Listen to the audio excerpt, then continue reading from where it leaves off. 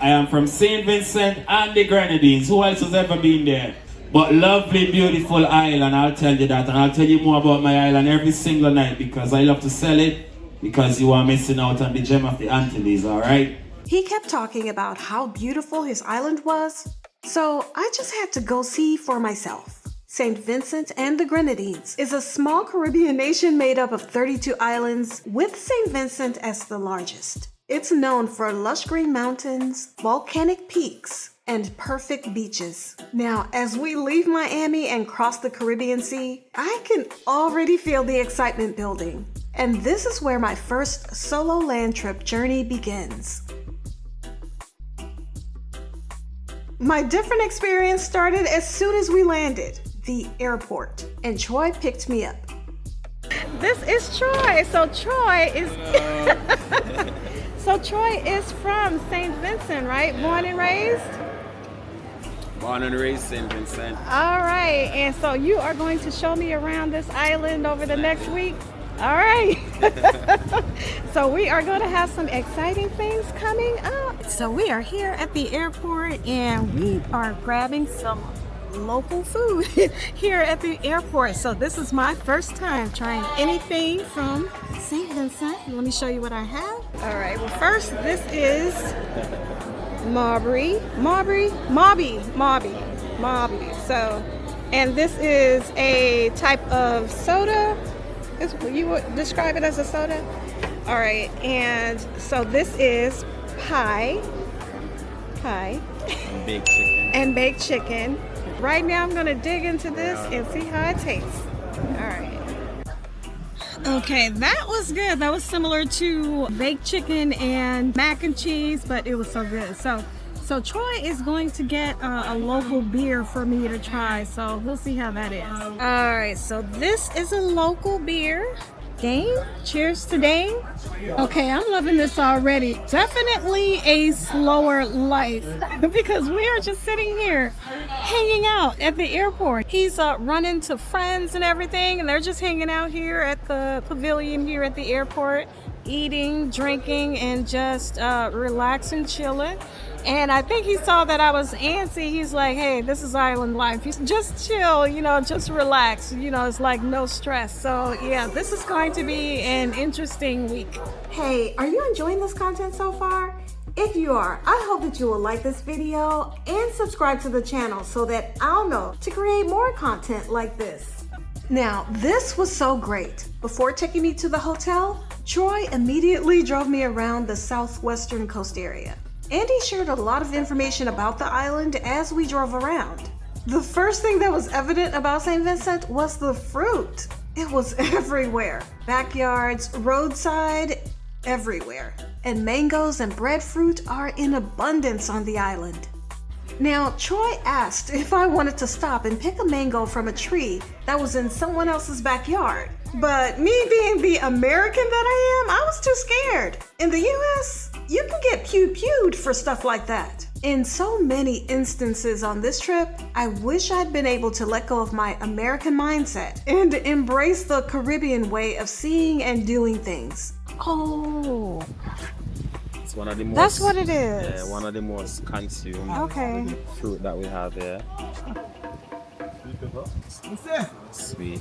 Call this one dasheen. This is our coconut, but this one is dry. Okay. So we use this one and we make other things from that. You're planting. So do you eat this by itself or you? Yes. Some people cook it, we roast it, and you eat it with whatever meat you want to eat it with, chicken, saltfish or something. Yeah, I definitely want to try it before. This replaces like rice, fries or those things. It's roasted. Okay. Oh, it's roasted? Yeah. Okay. It's roasted. Okay. Yeah. Now you see how we do it, man. So like the fruit that they have, they're growing it themselves? Some mango tree right there by the roadside. That's the one there. Some mango tree. Right Okay, I see mangoes on there. there. And the breadfruit tree, that's one over there. Do they just walk around and pick the fruit or do they? Once it's on your property, you own it. But we have thousands, if not millions of breadfruit trees. It was said the history showing that it's a guy called Captain Bligh, and he was a European. He brought the fruit here, first one, and planted it in our botanical garden. Okay. And that's how we have breadfruit here. Coconut trees by the roadside. Oh, they're grilling over there on the side too? Yeah, a lot of street food. 6 months of cruise ships coming. Then after that, we just depend on them flying in or coming in by the yacht. Yeah, I saw Royal Caribbean comes here. Yeah. And finally, we arrived at my hotel, Sunset Shores in Villa Beach. And right across from it was Young Island, and we would go there for a visit later on this week. Yep, Sunset Shores. Oh, this one's nice.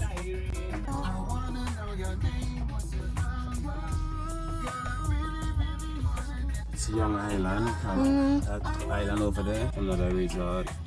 You can go over there as well. Then you take that little craft and go over there. And I'm gonna take my daughter there. Well, you have a mango tree where you stay. Ah! There's one. So I can come out here and pick mangoes.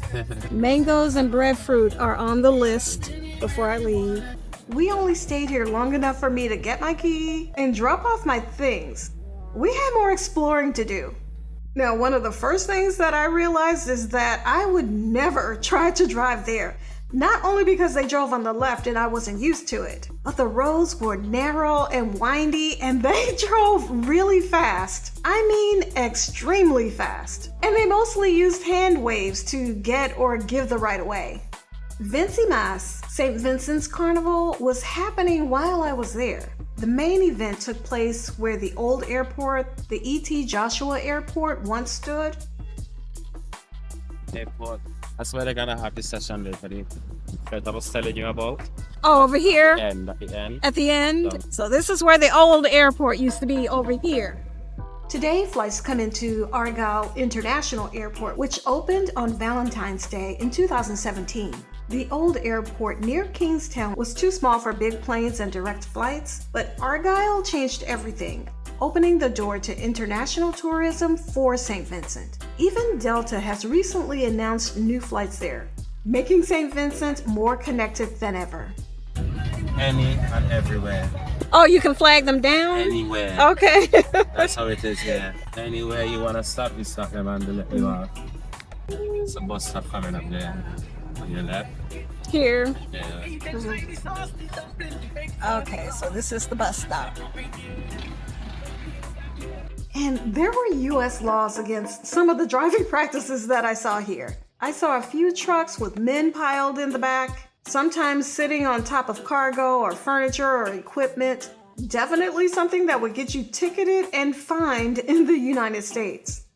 Next, we drove around Kingstown. Kingstown is the capital, the main port, and That's commercial our hub. Opposition leader. His headquarters. National Archive. Yeah. Public library. Subway, huh? Subway. Subway and KFC. That's it for American fast food. Does it taste the same? Our KFC is a lot different, like it used to be. Then I noticed no stop signs or working traffic lights. When was the last time the traffic lights worked? Oh, like almost 20 years ago. 20 years ago? It's there for decoration. So you see our city? Dead. It's not 24 hours. Now, is it busier like on a Saturday probably? Yeah, weekends. Friday, Saturday, too busy, yes. But throughout the day as well, yeah, busyness. So like probably Saturday, like you'll Every day. have people in the tent selling things, okay. Every day. Oh, every day, okay. I want to come back here then on Thursday or something. Yeah, can come in the city another day. Now, St. Vincent is just 150 square miles, but it is packed with beauty, history, and adventure. There are about 110,000 people in St. Vincent and the Grenadines, and most of them are on St. Vincent itself. There's an ethnic mix, which includes descendants of Africans, Europeans, East Indians, and indigenous Carib communities, and even small Syrian, Lebanese communities. It's a true blend of cultures. From here, we left and went to meet his daughter Aya and her mother Lori, who is a woman of many, many talents. She's a seamstress, makeup artist, hairstylist, and many more things, I'm quite sure. And she gave me my first taste of roasted breadfruit. Okay, so we are roasting breadfruit here. And you said it takes about an hour. So do you eat it warm then? Hot? Eat it warm if you want. Eat it however you want. Alright, we're here with the breadfruit. This is the breadfruit tree. Oh goodness, look at that. Oh, it's a lot of them. Like how long does it take to grow? I've never really paid You don't attention. really? No? So how do you know when it's right? You see like that one between there? You see there's a big Okay, one. that one And there? it starts Yeah. burning. Uh-huh. You know, there's roasting one and Yeah. you can cook it like in soup. Okay. Boiling. But most of the time they just drop and just go down in the river. And this is after like you cooked it for an hour. So yeah.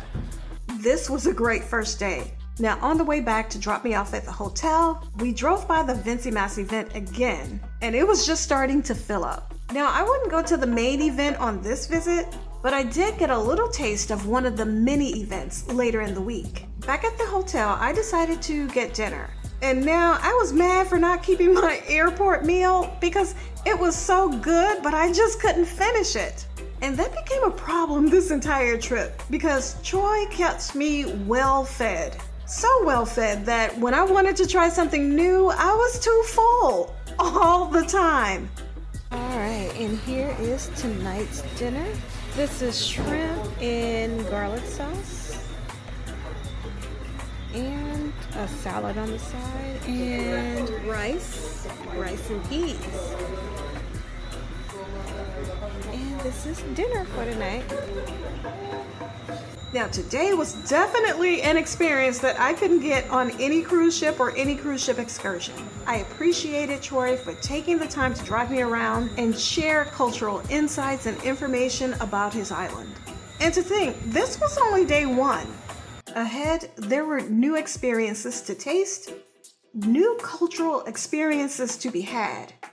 Oh, and did I mention a volcano to climb?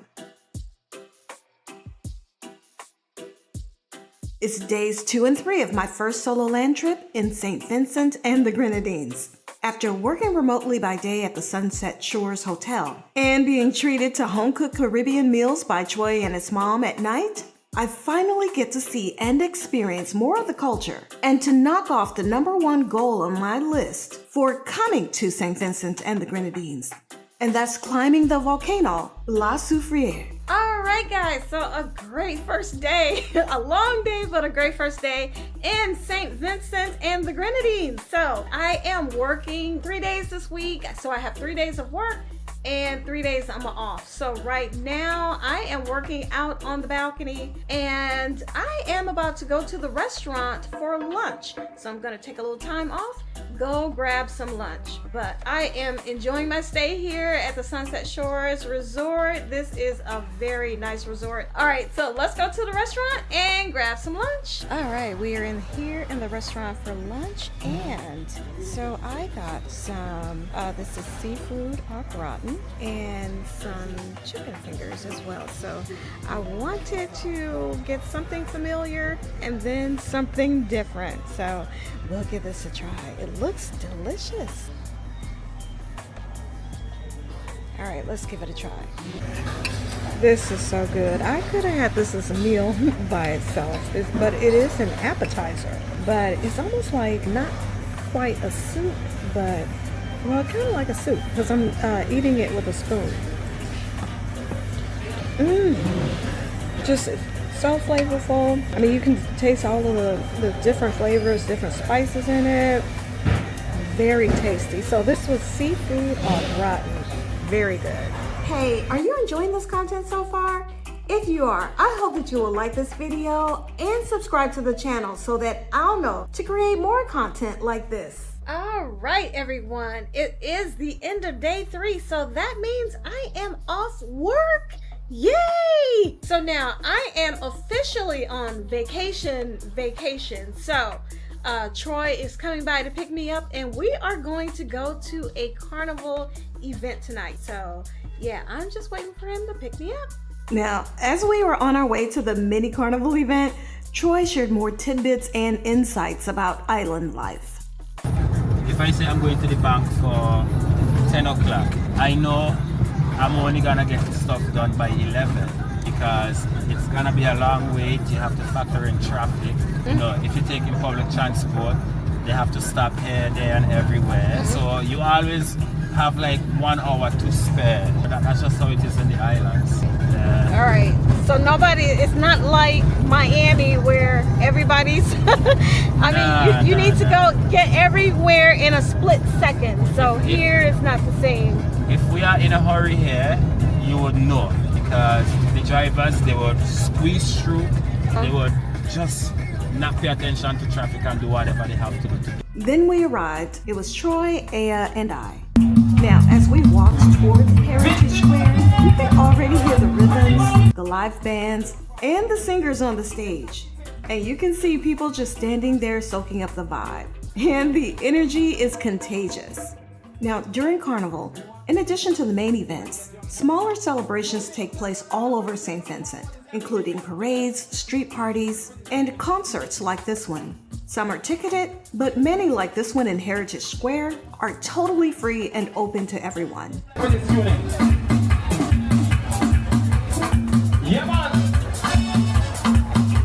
And of course, no Vincentian celebration is complete without good food. All right, so now we are starting to get something to eat. We stopped by a stand to pick up something to eat. We went to Nick's, one of the local stands, and I got a taste of something local. What it is? Now what is this? Roast chicken, and that's called a festival. Okay. Yeah. So let's give it a try.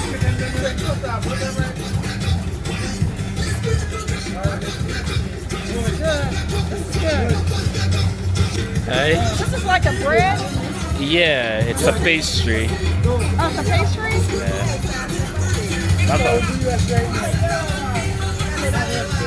Yeah, you're going to hear me say this a lot about the food here. It was absolutely delicious. There was nothing that I had that disappointed me on this island, home cooked or restaurant made. Everything had a burst of flavor, and this did not disappoint. SPG has gone a long way. Some never have nothing but to say. You Calypso tent, make some noise for Johnny Rebel. Yeah, man. Johnny Rebel. Look at him, Mr. DJ. Understand the judiciary. When guilty, it's damn confusing to me. The magistrate, the judge, and the jury. Carnival here, or as locals call it, Vincy Mass, is more than just music and costumes. It's a celebration of freedom, creativity, and community. The roots go back to the days after emancipation, when freed Africans used dance and masquerades to express joy and identity. Today, it has become a mix of old and new, featuring calypso and soca music, traditional masquerade bands, and modern stage performances. The main events can take place in late June or early July, and smaller ones like this help keep the spirit alive throughout the island. If you're proud to be Vincy, say bop bop. Man, all of those sound like all this Vincent man. If you're proud to be Vincy, say bop bop. And if you believe Vincent woman is the sweetest woman in the Caribbean, say ball up. Run style. Rub-a-dub, rub-a-dub-dub, rub-a-dub. Like in all. Hey, there's something. Pick up Vincy Tiger. Yes, right now. We're going right now.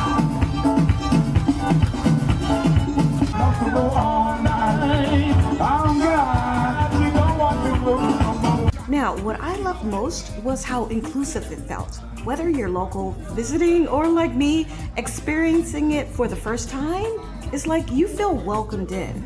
It's not just a show, it's a shared moment of pride and celebration. I can imagine on a weekend. Yeah. All right, so it is Thursday and I am packed up because I had actually extended my stay. So, but unfortunately when I did that, I booked later and this room, the ocean view rooms, were no longer available, unfortunately. So I am switching rooms to a garden room, but hey, I will get a chance to give you a tour of 2 different rooms. So now I am off work, so I am waiting for Troy to come pick me up for our first adventure. So while we're waiting, let's look at this beautiful view. This is at the Sunset Shores Resort. Now this is what I told Troy was a must for my first visit here. I didn't care what else we did. I wanted to climb the volcano, La Soufriere. I watched videos, I dreamed about it, even visualized standing at the top looking down into that crater. Ah, the views, and I just couldn't wait to get there. So Troy arranged a taxi for the day, and getting there was a bit of a drive since the volcano sits on the northern tip of St. Vincent, about 2 hours from Kingstown. But what a drive! There were winding roads, lush valleys, and glimpses of the Caribbean Sea on one side and the Atlantic on the other. We passed by the Rabaca Dry River, which was actually created by lava flows from one of La Soufriere's earlier eruptions. It's dry most of the year, but after heavy rain, it fills and rushes down from the mountain. It is said to be a reminder of the island's volcanic heartbeat. You said the lava flowed down from Yeah. here? Okay. It's like from past eruption. Uh-huh. 1979. Okay. Recently, it hasn't been doing that. And speaking of nature, there are fruit trees everywhere on this island, even on our way up to the volcano. And we stopped along the way to pick mangoes and other fruits right from the trees. Oh, okay. Okay, yeah, I see it. Hold on. Now this little road, it looks like a one-way street, but it's not. At one point, we had to squeeze around a car coming from the other direction. And let me tell you, Vincy drivers are skilled because I would never. Now, for those who don't know, La Soufriere is an active volcano, the highest point in St. Vincent, standing over 4,000 feet tall. It last erupted in April of 2021, covering parts of the island in ash and forcing thousands to evacuate. But today, it's safe to hike, and locals can see it as both powerful and sacred, a symbol of resilience. All right, so we are starting our hike.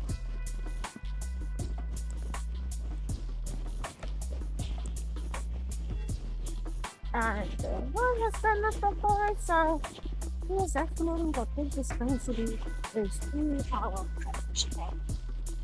not 2.5 hours, Troy said. 2.5 hours. Now, one thing I noticed is that kind of pulled back a little bit. I guess all of the feet and the thing. So now it's not being hot. That's a lot. Now, I'm not sure what happened here, but my audio quality became poor, so I'll add subtitles as needed. This was such a great experience, my first real hike ever. And what a place to start, right? Now, even though it was blazing hot in town, the climb itself wasn't bad at all. Once you stepped into the forest, the canopy of trees kept it surprisingly cool and breezy. You could hear the rustling of leaves, birds calling somewhere off in the distance. It was peaceful and grounding. It was almost like nature was cheering you on. The trail winds through thick tropical greenery, and every few minutes or so you come across something that just stops you in your tracks. Massive rock formations, drops that seem to disappear into a blanket of green, and sunlight streaming through the trees in the most magical way. All right. Maybe 30 minutes in? Okay, we can do this. We got a while to go, but this is what I wanted to do. I asked for this, so I'm gonna finish it. Along the way, there were little signs with facts about the volcano, birds, or local plants. It was such a nice touch. You're not just hiking, you're learning as you go. Traditional medicine for respiratory and digestive issues. Begonia grande.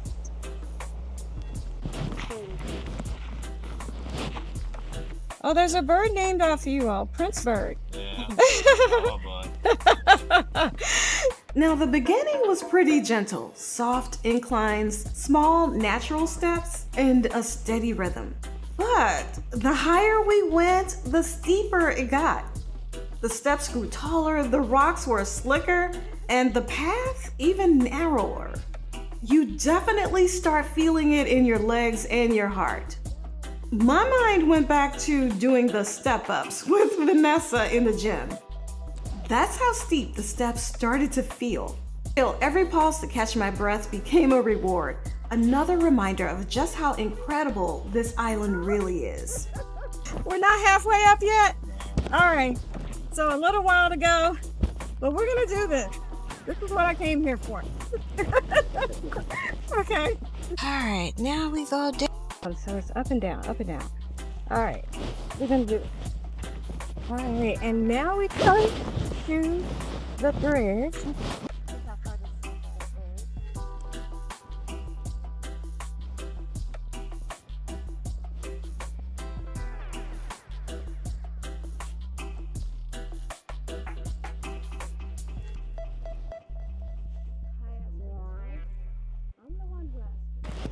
All right. You got commitments here. No littering. Then it really got tough. I was sweating, huffing, puffing, and honestly just praying for the top to appear right around the next bend. So we are about 2 hours in. All right, then it's over the stones. All right, here we go. Making our way through. Now Troy and Aya were ahead of me, and I got so excited when I heard Troy call out. I thought, yes, finally we made it. We'd been hiking for about 2 hours, so surely we were close, right? Nope, not even. He called out to tell me we'd reach the halfway point. Halfway? And then it hit me. Troy said this hike takes him about 2.5 hours to get to the top. Him. This Troy. Okay, his 2.5 hours are more like 5 Cheryl hours. Now, not to make excuses, but that's also when I remembered that I hadn't eaten breakfast. I usually skip it or just grab something light, and I clearly wasn't thinking about the carbs that I would need to make this hike. And I definitely hadn't packed water or snacks, no carbs, no fuel, nothing. I did not plan for this hike at all. And I didn't tell Troy or Aya because I didn't want to worry them or make them think that the little old lady in the group was about to tap out. But I could feel it. Just standing there, my legs were trembling, my energy was dipping. I wasn't hungry, but I could feel my body saying, ma'am, we're done. We are, let me turn the camera around. We are only at the halfway point, but I don't think I'm gonna be able to make it. We should finish it. We should finish it? Yeah. But it's strictly uphill from here, so it's only gonna get tougher. Oh my goodness, it's only gonna get tougher. Let me. Yeah. And it's 2 more hours of this. Oh my goodness. Okay, as you saw, we made it to the halfway point, and I tried to go a little bit more, but just couldn't make it, so we turned around and now we are on our way back down. So I tried, made it to the halfway point, but you know, I don't know, maybe another time. All right. So if I had made it to the top, this is what I would have been able to show you firsthand. Anyways. Now, later I read that yes, the hike itself can take 3 to 4 hours round trip, depending on your pace, and it's not for the faint of heart. But the reward, standing on the rim, looking into that crater, that it's like seeing the heart of the island itself. Okay, and now we are back, and this went so much faster than going up.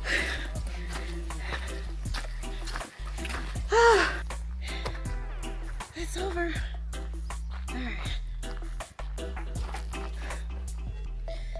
All right, so a little bit tougher than I thought. Oh my goodness. I made it to the halfway point. We turned around, but coming back seemed just so much faster than going. Oh my goodness. But so now we are about to go get some lunch. I'm tired. And if you know me, you know I love a good challenge. So there is no way I'm leaving this earth without a second try. But the next time I'm eating breakfast, I'm packing snacks, water, and yes, toilet tissue. Because, you know, priorities. And carbs. Lots and lots of carbs. So I will be back to climb La Soufriere again. I need a do-over. Now, I know I completely lost Aya on wanting to do this with me again, and I'm not even sure I can convince Troy to sign up for round 2. So who's with me? La Soufriere Part 2 coming soon. So after the climb, we started our drive back, and I was tired. I was so happy to be sitting in the van. We made a stop on the leeward side of the island where the Atlantic Ocean meets the shore. The waves were crashing hard, wild, and powerful. It was such a contrast to the calm beaches on the other side. This is the longest beach we have there. Oh, this is the longest beach? Yeah. Okay. Now, Troy explained that the waters here are always rough. And you could feel it, you could see it, and you can feel it. That untamed natural energy that's so much a part of St. Vincent's character. It was one of those moments where you just stand there and think, man, what a day. Now, after the hike, we headed over to Young Island for lunch. This was the island that was right across from my hotel. Young Island is one of St. Vincent's 32 islands and keys. And it's just a quick boat ride from the mainland. You literally hop on a small ferry, and before you know it, you're stepping onto a private tropical escape. All right, we came over to Young Island by the ferry. And I am right over there on the other side. So I'm staying somewhere over there. So we just caught a ferry over here to Young Island.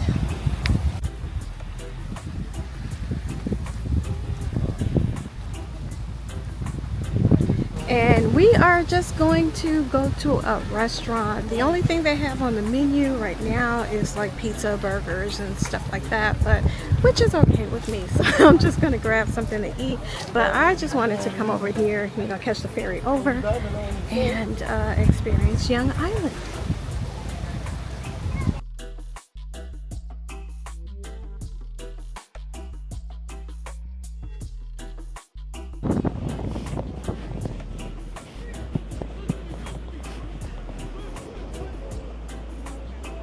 Now, Young Island is a private Caribbean island resort. There's a private water ferry that can take you to and from the main island. And on this island, there's 13 acres of tropical gardens, and they have 29 cottages. So you can come directly here and get a room here, get one of the cottages, and actually stay on the resort.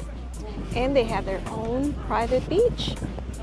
Looks like they have a beach bar over there as well. It's not open right now, but they have loungers. And this is the restaurant over here, and they are actually setting up for dinner. We're kind of early, but dinner starts at 7 p.m. So we're just eating at the bar for right now, where they have just like kind of bar food like burgers, fries, and pizza. So we're just gonna get something. We just came from the mountain up there. Well, not there, but it's on the other side of the island. But Yeah, so we just finished, you know, my attempt to climb up the volcano, and I only got halfway. So yeah, that was a bit tougher than I thought. So, but we came over here so, you know, I can experience Young Island, and the restaurant wasn't open. So we're just gonna get some bar food. I ordered some fish and fries and just have a little lunch. It's kind of like almost like dinner now. So we'll do that, and I'll probably head back over to the island to my room and take a nap because yeah, I'm a little tired. Climbing that volcano kind of took me out. It was a little bit more than I expected, but I am so glad I did it. Even if I only made it to the halfway point, I'm so glad I did it. It was really a great experience.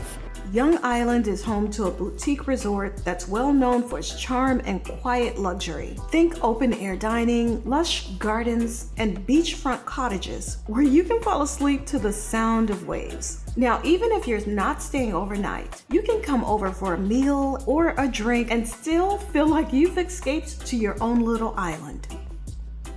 The restaurant overlooks the water. We enjoyed lunch, and it was the perfect way to unwind after that volcano adventure. I could feel the energy coming back to my legs, although little did I know that my legs would be sore for the next few days. Looks like a beautiful place. I wonder what the cottages look like, but this looks like a great place to actually come and experience. This was a tough day, but also the best day ever for my first solo land trip in St. Vincent and the Grenadines. Today, on my first solo land-based trip to St. Vincent and the Grenadines, I faced one of my biggest fears as I met up with Troy to explore Kingstown, take in more views, and visit Sandals, the island's newest luxury resort. Good morning. It's later. It's 11:17, so I already got up and had breakfast. Now, Troy was supposed to pick me up around 9:30, but he has some things to do.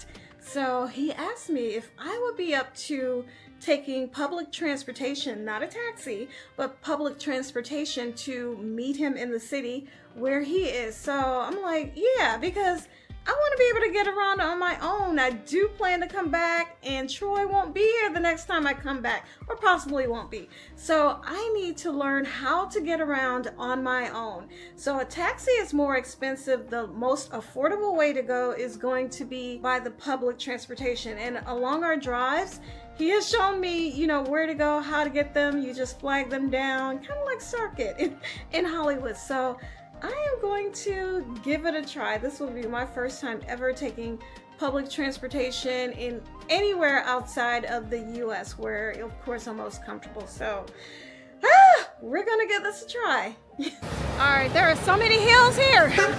So I have to climb up this hill back here, and we're gonna stand here, and there's someone else out here also, so this is good. Now, on my way to the stop, I actually lucked up and connected with a local who was also catching a ride. He ended up guiding me the entire way. Now, because of heavy traffic, we stopped short of my actual destination, but it was pretty close. And thanks to GigSky, I was able to hop on the internet, pull up Google Maps, and track exactly where I was going through the ride, and then walking to my final destination. Now, that little bit gave me the confidence that I needed to navigate this island, or probably any island, on my own. When I reached Troy, we headed to our first stop, the Kingstown Market. This place was alive. Fresh fruits, local veggies, spices. You could smell nutmeg and ginger in the air. Voices calling out, music played in the background. It was vibrant and it was real. Walking through the market, I got a true sense of the Vincentian hustle that Troy talked about. It was the rhythm of daily life and business here. Hey, are you enjoying this content so far? If you are, I hope that you will like this video and subscribe to the channel so that I'll know to create more content like this. One of the main markets? Yeah, our main vegetable market. Fresh produce. Okay. Oh wow, this is huge. There's another one right over the road. So a lot of people come to town to pick up, you know, items from here to take back. Vegetable, fruits. Normally like this busy on the weekends. Okay. Friday, Saturday, Sunday. Now, will they have grown this themselves? Yeah, or? a lot of them produce it themselves. Some would buy, some others to sell over. To a lot sell. of them like go to the farm and produce it. Now, do you come here or your family comes here? Yeah, it depends on what you're looking for. If I don't have it at home, I'll come and I'll support. You can like you see it, you get them on the street as well. Stop on the street and get something. So what you have here, we have a lot of spices. This is marby, the same marby that you drank the other day. So it's a bark. It comes from a tree and you boil it, and from it we make a syrup, marby syrup. This is nutmeg. Nutmeg. Yeah, okay, this is I'm nutmeg. familiar with that. I've never seen it, other than like in bottles. This is nutmeg. It's lettuce. This is something that we call aniseed. It's another spice, but we put it with marby whenever we're making juice from it. This is what's this? It's this cinnamon. That's what I was going to say. Cinnamon? Cinnamon, Okay. yeah. Freshly produced cinnamon. So you just come here and you get almost anything. This is turmeric. Turmeric. Yeah, we grow it and then we don't dry it. It's sad. We just import the dry product and we have the raw product. So this we send out and they send back it produced. Yeah, I'm used to seeing all of this stuff in bottles. I've never seen it fresh before. Yeah, it's all fresh. This is coconut when it is dry. Yeah. Yeah, we use this to make like bread, the dough boy that you had. Anything else that you may not know about? We call this rosemary. Rose. Okay. You want to smell it? You know what rosemary smells like? Yeah, rosemary. It smells familiar. Yeah. And all of this is just like in your backyard. You want in your backyard. This is coconut oil. Coconut so we oil. say coconut. Yeah. We turn it into an oil, and we could fry with this. Some people drink it like that for cold. You know, it's a lot healthier than the cooking oil that you would see. A lot healthier. This is pepper sauce. Pepper sauce. Yeah, this is homemade, like when it's grind and everything like that. Pepper sauce, yeah. This is sea moss. You know sea moss? Oh yeah, I've heard of that. Sea moss, right there. That's supposed to be real good for you. I forgot all the sea benefits. moss is very, but, very healthy. Yeah. So you said this is like mainly on the weekends or it's every day? Every day they come, but I guess for them some of the best days are on the weekend. So big as sweet pepper is. Yeah. Sweet pepper. It's all freshly produced. Everything looks good too. Yeah. It looks better than what you would find in like the market, supermarket. Yeah. You can move on. Let me show you the soursop. Groundnut can be grown as well. Clove. Do you know clove? I've heard of it. Yeah. Never seen Clove. it. Yeah. Yeah, everything here is like good, but you're gonna have to just process it again into the final product that you want. Cabbage, locally grown. You have soursop. Oh, where did we see this? It was on the road, right? That tree. We have loads of trees. Ginger. Ginger, I love ginger, so. Maybe you could take some ginger. Oh, melon and everything. Yeah. Is this dry? No, this is pumpkin. Oh, this is pumpkin. Yeah, okay. this is pumpkin. Pumpkin, coconut oil. This is what we use to marinate. Maybe you could take one of this. We use this to marinate our meat. That's the greases that I tell you about. So you just let your meat sleep in this. Oh, that's right. This is what you marinated the chicken in. Okay. And it just gives it the flavor. You know what this is? Eggplants. Eggplant, yes, yeah. I recognize.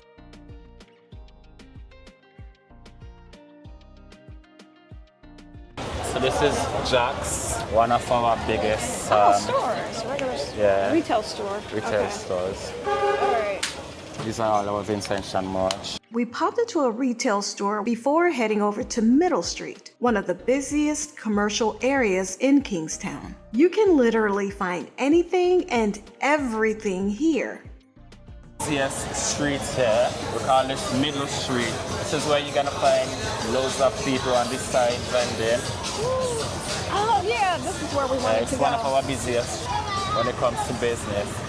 We're just gonna jaywalk. Yeah, that's how we do it. That's the thing. That was the hardest thing for me coming up here. I was like, okay, nobody's. Yeah, we just jaywalk. So I just ended up, tailing behind other people. Yeah. So this is Middle Street. Oh, look at this. It's just everybody trying to make a dollar. Hey, Kizzy! Come on, yeah, alright. How you doing, Valerie? So here they sell like a wide variety of things. Instead of going into a boutique, you can just like come here and get your stuff on the road. Some of them are a lot cheaper than boutiques and everything. A bit more expensive. Everything, clothes, yeah. shoes. You can literally get like everything that you would get in a boutique out there. Perfume, toiletries. It's just hustling to make money. That's all they do. So like where would they like bulk order this from somewhere? Yes. Some of them do buy in bulk. Some just get barrels sent home to them. Yeah, they just resell. So it's a wide variety of things that you can get on the street.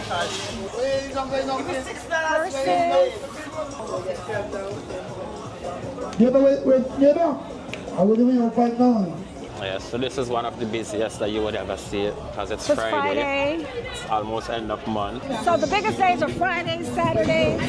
Yeah, Friday and Saturdays. But Saturday I think it goes up until about half this.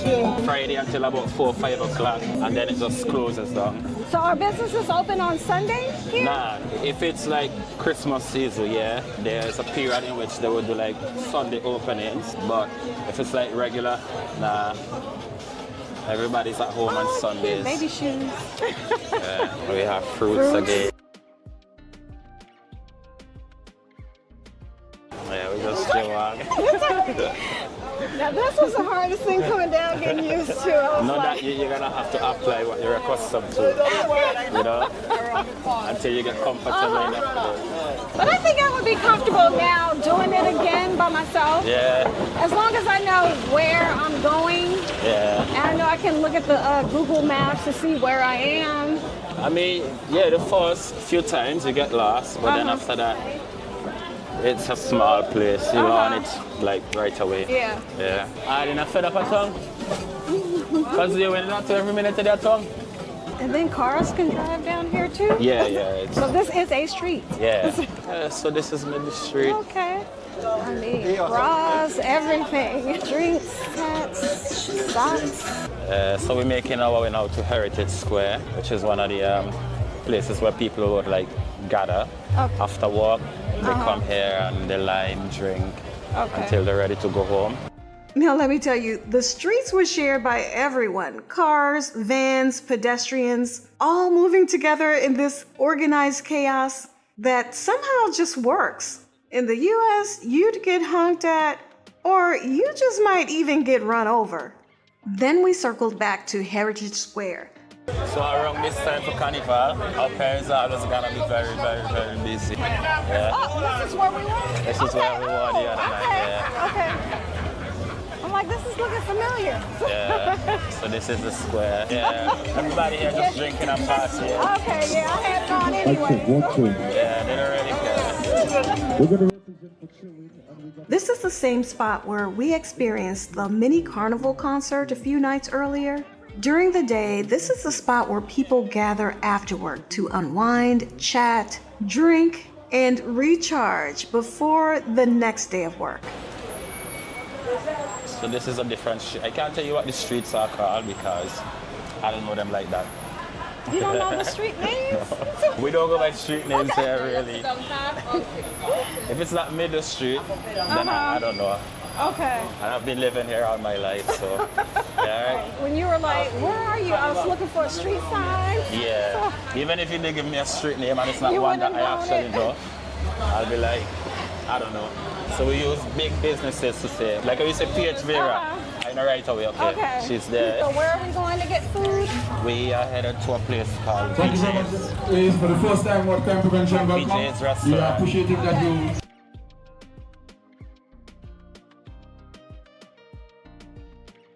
Like this comfortably, but they just come back for themselves. They They just come do back. their own thing. Yeah. And the government Because they gotta doesn't. survive. They have to survive. It's not everybody here can afford a 9-to-5 job, you know, and it's not everybody.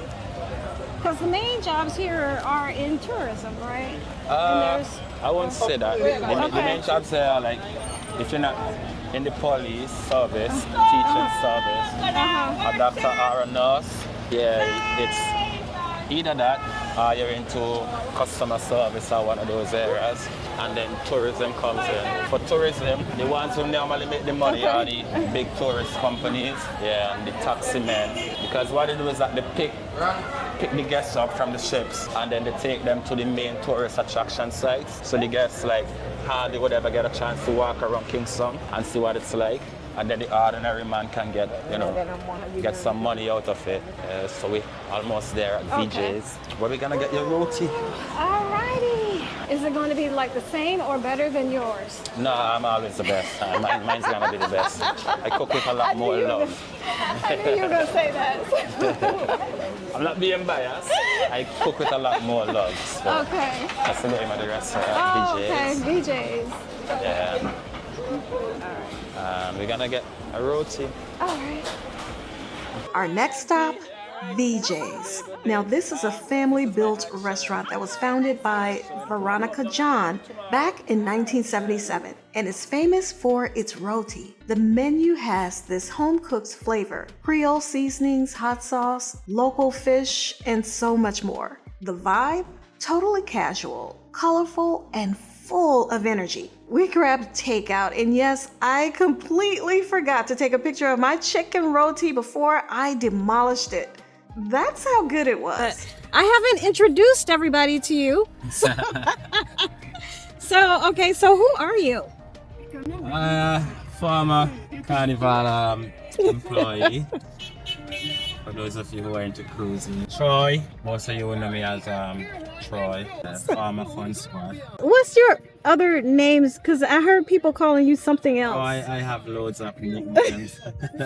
Those who really know me, as in authentically, call me T-Roy. Yeah, that's what I heard. Yeah, Okay. T-Roy. Because my name was meant to be T-Roy, but when whoever registered me at the registrar, they didn't put the hyphen between the T and the R, so they left my name as Troy, and that's how I end up being Troy. Oh, really? Yeah, that's my story right Okay. there. Yeah, I'm not meant to be Troy, but Okay. T-Roy. T-Roy, yeah. So some of my aunts who like knew, okay, he's meant to be T-Roy, they would call me T-Roy. My grandma, it's just those who met me after would call me Troy, yeah. So you were born and raised here, Right here in St. Vincent. but you were raised in Chateau Blair. Yeah. It's a lot more chilled, a lot more relaxed on that side. Yeah, because this side is pretty busy down here. Yeah, the city is very, very busy. The rural areas, it's a lot more chilled and relaxed. The reason I'm here is the couple of times I saw you on the ships, every time you were in the comedy club, and you would always invite people to come visit and talk about your wonderful island and everything. So I said, I'm going to have to come and see. For me, this is the life. Like, you wake up to the sunrise every day, you go to bed to sunset. If I want, I can go to the beach. It's just a walk away. Loads of waterfalls to visit, fresh fruits, fresh fish. We cook every day. You have opportunity to remain as healthy as you wish here. So this is what I want. But I have to like leave this country to make ends meet, because economically it's a tough country to like live in. Cost of living is very high here. So that's why I was out there on the cruise ship, you know, working for a currency that is like 2 times mine, and that way when I come back home I'm able to like provide for my family comfortably. Yeah, but I would always invite people to come on over to St. Vincent, because like you see, it's very chilled out, very relaxed. Food is top notch here. Yes. People are very relaxing and welcoming, and there's lots to do and lots to see. Just once we have time, we can definitely do a whole lot on island time. Okay. No other time, just island time. We're not in any rush with anything. Okay, and that's the thing that as soon as I came here and we were at the airport, I will admit I was like a little antsy, like, okay, what are we gonna do? What are we gonna do? And we were just, it's like you were just chilling and everything. So that's the lifestyle here, right? Yeah, I mean, if you're not working, you will find people out and about socializing, having a drink on the block, cooking, which we do a lot on the block as well. Yeah, that's just us. Because we don't have like businesses that go like 24 hours, you know. So after work, which is for some people 4 or 5, they have a 9 to 5. After work, It's like just chill until you're ready to go to bed. Get ready for walk the next day again. Central Hill. North Central Hill. Yeah, it's one of the highest points in the city. Overlooks the city. Some lovely views up here. As well, it is said that this is where the grave for our national hero is, Joseph Chatelier. Okay. Yeah, so we commemorate his status as national hero every March the 14th. That's called National Heroes Day. It's up here. They would come and at his gravesite they would just a celebration in his honor and in his name. The streets are very narrow here, not what we're used to in the U.S. You have to make use of your hands. This is the average size of our roads. Like even the highway, we don't have highway. Yeah, we just have passageways. 2 vehicles have to share it like you're gonna see here now. Okay. It's like, this is normal. There's another car coming? Yeah, okay. something's coming up. Yeah. So the 2 of us have to share it.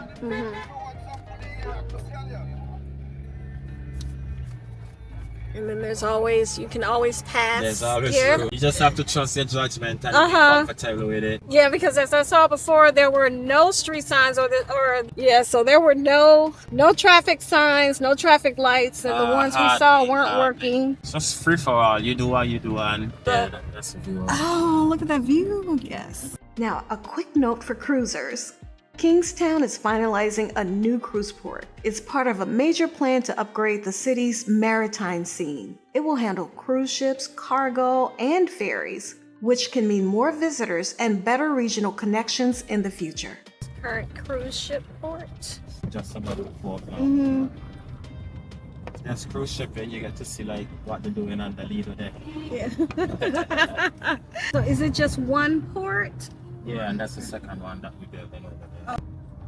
From what I saw, is it only Royal Caribbean or are there other? No, we have a lot of Carnival must be like one of the major ones that don't come here. They have like subsidiaries that are owned by Carnival. Yeah. That will come here, but not the Grand Carnival. After that, we made our way to Sandals, St. Vincent, the island's new luxury, all-adult, all-inclusive resort. Oh, this is Sandals. Okay. Okay, they got a guard over there, I see. You see that if you look over here, sand is white. If you look over there, sand is black or gray. Meant to be all black because it's a resort.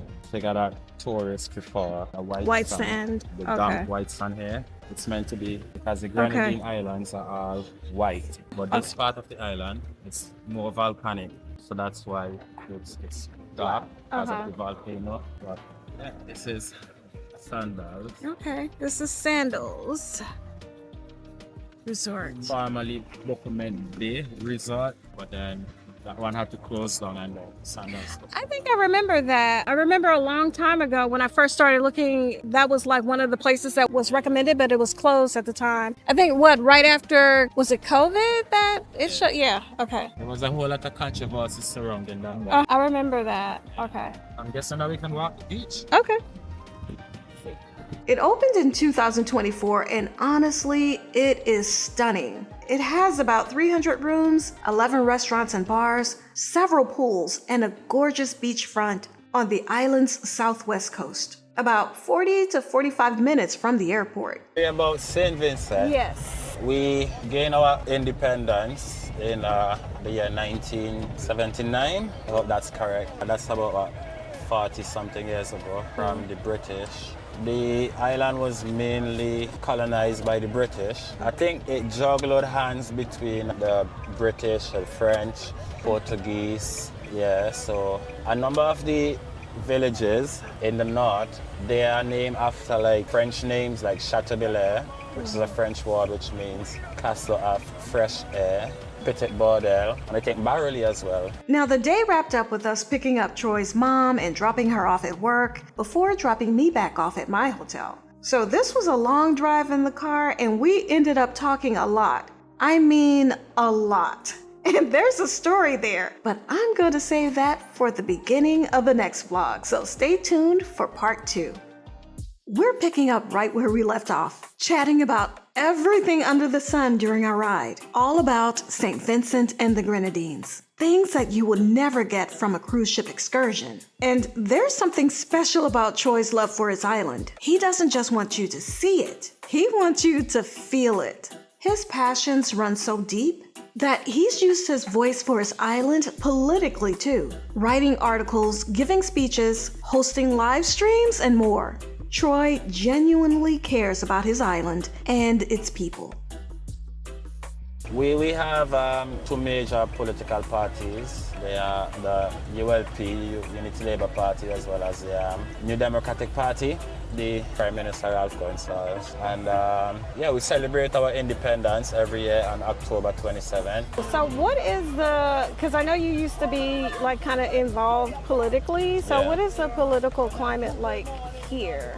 It's good that you asked that question, you know, because we are actually in an election year. Yeah, I think our election is, I think it's due as early as next year, but it can happen this year. It's a climate that I am not at all comfortable with. It is one that I've been seeking and hoping for changes. As I listened to Troy talk, I found it amazing how his story about his island sounds so familiar and similar to political climates elsewhere. Out of the remaining 60%, about 40 of them are just gonna vote based on whichever political party they like, which candidate they like. My parents used to vote for this party, so I'm gonna vote traditional voters. And they just don't vote based on policies. We talked a lot about politics, but I don't want to go too deep into that here. But it just made me think, when we're on vacation, especially on ships, our lives back home might have more in common with the crew happily serving us than we realize. Hey, are you enjoying this content so far? If you are, I hope that you will like this video and subscribe to the channel so that I'll know to create more content like this. We have a volcano which has erupted like, I think about 4 or 5 times. Most recent was in 2021. It was actually on my birthday, April 9th, 2021. Oh. Yeah, that was the last eruption we've had. Yeah, that was an experience for me. You know, I had a birthday with a bang, an explosive birthday. Okay.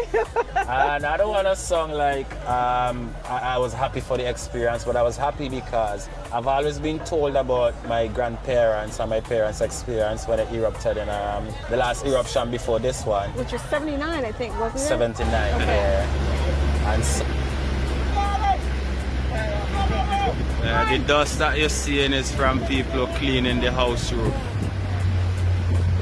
Alright. See somebody up there cleaning. Yeah. And so now I have my own experience and I can share it with my kids and grandkids if I do get to that point. Yeah. So I'm happy for that experience, but it's a lovely island, man. Just 150 square miles long. But we have St. Vincent, which is mainland, and then about 31 islands, which we call the Grenadines Islands. Some are inhabited, some are uninhabited. I think the biggest of them all is Beckway, which is just off mainland St. Vincent. Union, we have Mario, we have Kenawan. Beautiful places. All of the islands, you can take a ferry to any one of them? They aren't like regular ferry services to a number of them, but to Beckway, you have daily ferry service, which you can go to Beckway on a daily basis. I think it's the same for Kenawan, but that would be reduced services because it's a bit further. The same for Union, reduced as well. But there's a fast ferry which goes between the islands. I'm not sure what its schedule is like. So maybe on any day you can get to either of them. You know, places like Tobago Keys, which is a toddler sanctuary. You go there by like, you organize excursions. That's how you get there, by excursions. So it's a planned visit as opposed to a ferry that is earmarked to take you there whenever you want to go there. Like, what is the lifestyle here for like working, making a living? Making a living? Well, there are those who are part of the public sector, so they definitely be working government jobs, white collar jobs. If you're not basically, I don't even want to say a politician because the economic climate, it's very, very much one that you'll find yourself like you're in deep waters swimming, because inflation is a big problem over here, and standard of living, it's very high. It's very expensive to be living here. So a lot of public sector workers, they are like paycheck to paycheck. That's how they work. So they hardly get to save much or even enjoy like anything apart from paying bills, mortgages, you know, buying food and everything like so that. they live to basically have shelter and food, Yes. and that's all that they can afford. Yes, that's if you mortgage a home or something like that. Yeah, you'd find yourself living like that. A lot of people here are what we would call hustlers. And by hustlers, you would see them on the streets and they'll be selling almost anything that they can get their hands on to make $1 so that they can go back home and prepare something for their family. Yeah, but we depend a lot on the sea, the land, and then those white collar jobs to survive, and a lot of hustlers. So if you like go into Kingstown on a daily basis, you're gonna see hundreds of people lying in the streets asking you to buy something, you know, because that's how they make a living. Those are what we call our hustlers, and then the others would be in their offices doing what they do on a daily basis. So you left here to, you know, work on cruise ships. Do a lot of people do things like that, seek employment for like cruise ships or like elsewhere outside of the island? Sadly, that's one of the biggest things that is happening to our island. A lot of brilliant individuals continue to leave our shores to seek greener pastures, because a lot of them go off, study, they get qualified, then they come back and they're either unemployed or underemployed. And a lot of them, after taking out like loans to go and study, they have these loans to pay back with interest, and to stay here and work and only be able to like pay your bills and enjoy a little food, it's not enough for them. So what they do is that we have what is called a brain drain, where a lot of us leave St. Vincent shores to go to greener pastures. And you'll find most of us joining like the British Army or Navy. We will go off to Canada to pick fruits. That's what we call it, picking fruits, to work on farms basically. Maybe to the US, you know. And migration is a big issue here in St. Vincent and the Grenadines. I think it's an island thing, because growing up we always look at America and the UK as places that are, of course, let's say, chasing the American dream, even though we are from Caribbean, you know, and we look at those places as places where we want to be, you know. So yeah, migration is a big issue, and a lot of us keep leaving and going. I did it. I left teaching after 11 years as a teacher in high school, and I went off to sail. I worked at Carnival for almost 5 years, and then I left Carnival, and instead of staying in St. Vincent, I decided that I'm gonna move to the UK instead to try again, look for something better than just being in St. Vincent and the Grenadines, because it's just not lucrative enough to just, So you don't plan to come back here and like live out your years, or? I do want to live out my years here in St. Vincent. It's where I want to be. Yes. I don't want to leave at all, because it's home. Whoa. Yeah, as I was saying, home is where I want to be, because I now have my daughter here. Yes. Like family, friends, the whole lifestyle here. It may not be as enticing as living in America or the US, as we would see on TV, because a lot of us try to live like how we see these celebrities living on TV, you know, but it's impossible. But I'm of the opinion that we do live a lot happier than a lot of these celebrities, because we enjoy so much. You know, so much is at our fingertips. Fresh fruit, vegetables, fish. You know, we have the sun, we have the beaches, we have the waterfall. But you get away with so much here, like being on an island.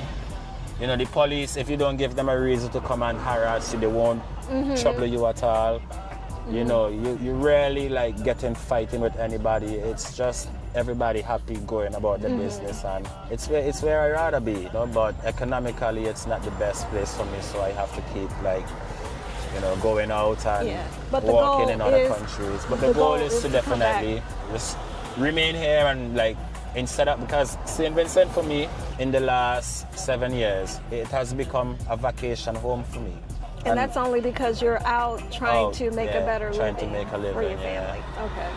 So It's where I rather be. I rather be home. It's where I rather be. So speaking of family and my first couple of days here, you brought me over and cooked food for me. So let's talk about the food. And we already talked about it a little bit about, you know, how your families cook. You rarely eat out, you know, things like that. Yeah. So let's talk a little bit about food as far as being a part of the culture here in St. Vincent. Yeah, food is one of the main reasons as well why I rather be home, because we eat a lot healthier than a lot of these big countries. Like fast food, it's a rarity.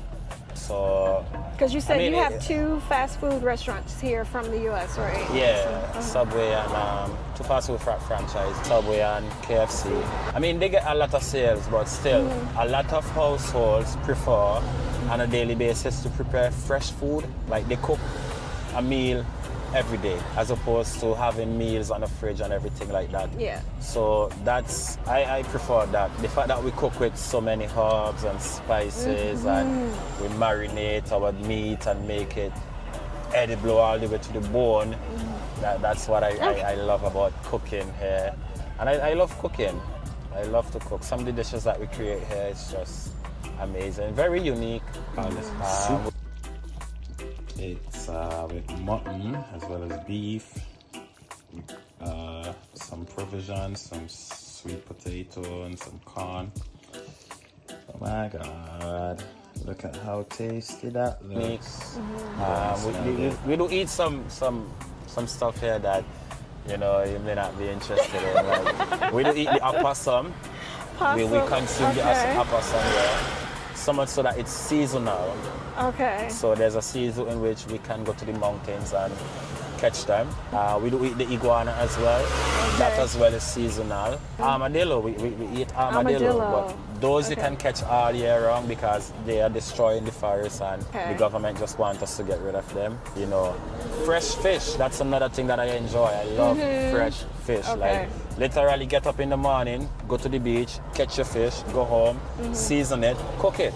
Yeah, the food here, it's amazing, man. Almost anywhere you go, you can enjoy your food. You're always gonna be licking your fingers. Yes, well, I would tell you the things that you and your mom cooks for me, and then the things that I've had, like even at the hotel, the roti that you just got me from VJ's. Yeah. Everything has been good. Very delicious. Next, I want to ask about like the pace of the island. Well, if you're on an island, everything becomes island time. Yeah. So, in regards to the pace, we're always gonna be on island time. Nothing is like moving too fast or too slow. You know, it's just you going at your own time and at your own pace, unless you have to walk or something. So, a lot of us here, we're very chilled, relaxed outside of work. I mean, you find us like hanging out a lot on the blocks, drinking, smoking, of course, cooking. Once you have nothing like work to do, that's what we do basically. So you get to chill a lot, you get to relax a lot, enjoy the scenery, you know, the fresh air, everything about the islands. It's a if you want to come and like slow down, like literally slow down from everything that has been moving around you at fast pace, come to an island. You know, even like when you go to the city to conduct business, it's always island time as well. You have so much time on your hands that you're just gonna be like, you find time to do other things that you don't even realize that you've done so much in such a short space of time. Yeah, but we're very much slow here. We don't have that fast life like in the US or the UK. As well, we don't conduct like businesses on a 24-hour basis. So we don't go 24 hours. We have a lot of our businesses that close, like literally close down the city, whether it's 4 or 5 o'clock. You would go into the city and it's like nothing happening. We're very slow paced in the island. It's island time and we enjoy it. And then one thing you told me, the systems, they don't have like online transfer, or some people pay bills actually with checks and things like that, whereas in the U.S., practically everything is online. Yeah. So. we are still a heavily cash-based society, so a lot of what we do involves the use of cash, you know, not so much contactless or the use of card, but we're very much cash-based society. So you would go to the bank and you still have to draw cash. You would go to the supermarket, you still have to pay cash, you know. We're slowly becoming a society where the use of card is becoming a part of our day-to-day conducting of businesses, but it's mostly cash. All right, so I have a question. So since you've been to other countries now, the UK, the US, and I mean, you experience like the differences in culture, the differences in systems and everything. Are there things that you like in the other countries more, or are there things that, you know, hey, that's good, but still I'd rather be home? Or what are your feelings when you go to travel to other countries? For me, I love traveling. I enjoy seeing new places, looking at other cultures. I mean, as an islander, when you first move to these islands, which are much more fast-paced, much more developed, you're definitely gonna feel lost. You know, you're definitely gonna get confused about how they conduct business and how they do everything. And it's gonna take a while for you to like understand and get to grip. And you yourself might struggle because you don't have the advancement that they are looking for in terms of conducting businesses. Like for instance, in the UK, they are moving towards contactless payments. Like you hardly ever use cash in the UK. So when you move there and you don't have a card to conduct transactions, it's hard for you. You understand? So you're gonna have to go through the process of getting a bank account, and it's not that easy in those places, especially if you're not a citizen, you know. But I don't envy them for nothing that they have. I mean, I know that we are very much slow pace, we are a developing nation, but I prefer my island life. I love going to these big countries because, of course, the exchange rate in terms of when you walk and you send your money back home to St. Vincent, with an exchange rate of $2, 2 to 1 or 3 to 1, you tend to make a lot more money back home, you know. But if you head there and you start looking at it as dollar for a dollar, like $1,000 in the UK, you won't look at it and say, okay, this is $3,000 back home in Vincentian money. If you go and you look at it dollar for dollar, you very much would be like struggling. If you are looking to send your money back home to St. Vincent and save it, then you can definitely do good. So for us, it's like these bigger islands are like cash cows. You know, so we go and we milk them and then we come back home, and we definitely, I prefer my island life like over any other country. I do love the US though. I do love the US. There are a lot of places in the US that, you know, I could be like, yeah, I could see myself fitting in and making a living. It's a lot of culture shock. I've experienced a lot of culture shock in the US and the UK, and that is expected because I'm not from those places. But I prefer my island lifestyle. Once I have enough money and can live here comfortably in the islands, I'll definitely be here living. Okay, yeah. Once again, this kind of depth and insight is something I'd never get from a cruise ship excursion. I really appreciated everything Troy shared with me on that ride back to my hotel. So I already have Rhodey from BJ's, and I just came by. I just wanted something simple, so I got a margarita, and these are samosas. So something I never had, something that looked different, but I got them filled with chicken, and there's I forgot what type of sauce she said, but it looks like a sweet chili sauce or something like that. So yeah, so that's all I wanted was, you know, kind of like an appetizer. Yeah, so I just want to show you, it's filled with chicken here, and this is very tasty. Okay, the server talked about me for never getting dessert. So I asked for the slice of cheesecake. So here's the cheesecake. It looks yummy and delicious, but I know I'm not going to eat all of this. But yeah, I'm going to give it a try. It's the last day of my first solo land trip, and today in St. Vincent and the Grenadines, I'm going to a funeral. All right, today is a rough one because I am starting to feel, I am feeling the soreness in my calves, my hamstrings, my quads from trying to hike the volcano. So I am super sore, but so this morning I got up, I just took my time getting up, just relaxing, went to the beach. I did my morning walk and talks from there. So now I'm waiting to be picked up. I'm going to Lori's father's funeral. Yeah, she invited me to come to the funeral on the first day, and of course I'm thinking, but she told me I would have a good time. And she said because the Caribbean funerals are a bit different. They're about celebrating life. Her father died and they held off until all the sisters could come back to the island to celebrate his life. So that is where I am going today. Now, when I first arrived in St. Vincent, our very first stop was Lori's house. She lives there with her 2 daughters, and she was the one who introduced me to my very first taste of breadfruit. Roasted, warm, and perfectly smoky. Now, previously, we talked about how Vincentians made a living. What I came to find out about Lori is that she wears many hats. She's a dressmaker by profession, but she also does a bit of designing as well. Some of her creations include hair bonnets, bridal robes, regular robes, tote bags, and casual wear. She even makes prom and pageant gowns. But her true niche and her passion is bridal design. She loves fitting her brides for their special day and seeing their joy come to life. Lori's also deeply involved in community in St. Vincent. Like Troy, she stepped up after the eruption, and she organizes events that empower and uplift other women. And she has an inclusive heart. Not only did she welcome me into her home, but she also invited me to her father's funeral on my very first day here.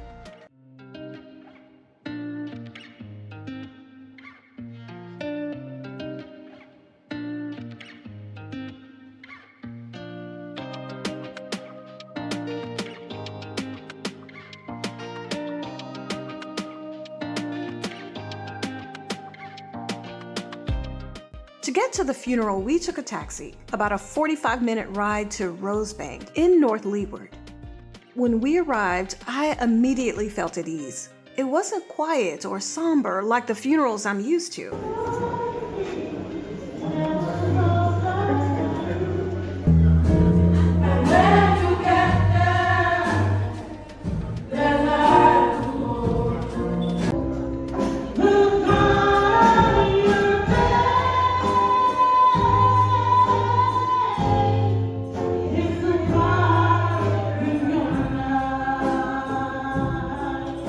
This was a celebration filled with music, songs, and stories shared among family and friends. There was laughter, joy, and an unmistakable sense of love in the air.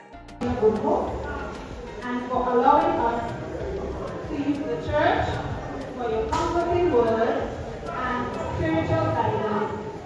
As the service ended, joyous music filled the room. It truly felt like a farewell wrapped in gratitude. But what I didn't realize was that this celebration wasn't over just yet, because next came the procession.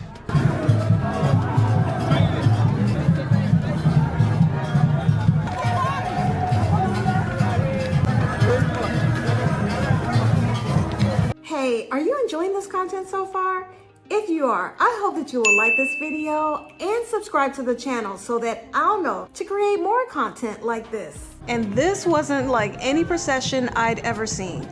It was full of life, movement, and rhythm. People dancing, singing, and playing instruments as they walked together. No, this was not like any funeral I'd ever attended.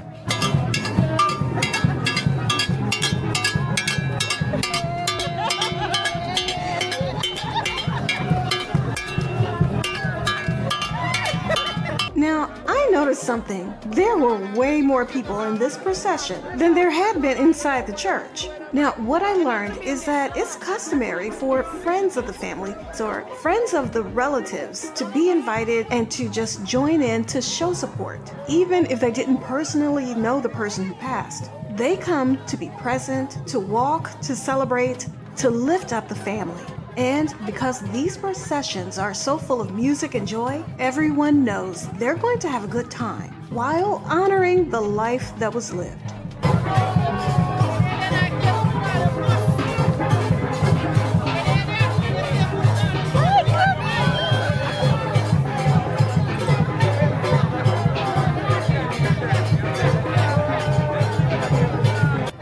At first, I'll admit, I felt uneasy about going. Where I come from, funerals are quiet, private, and deeply solemn.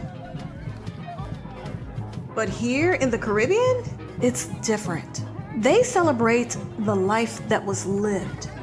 And standing there, I felt honored to be included. Then it started raining, but that didn't put a damper on the spirit of the celebration.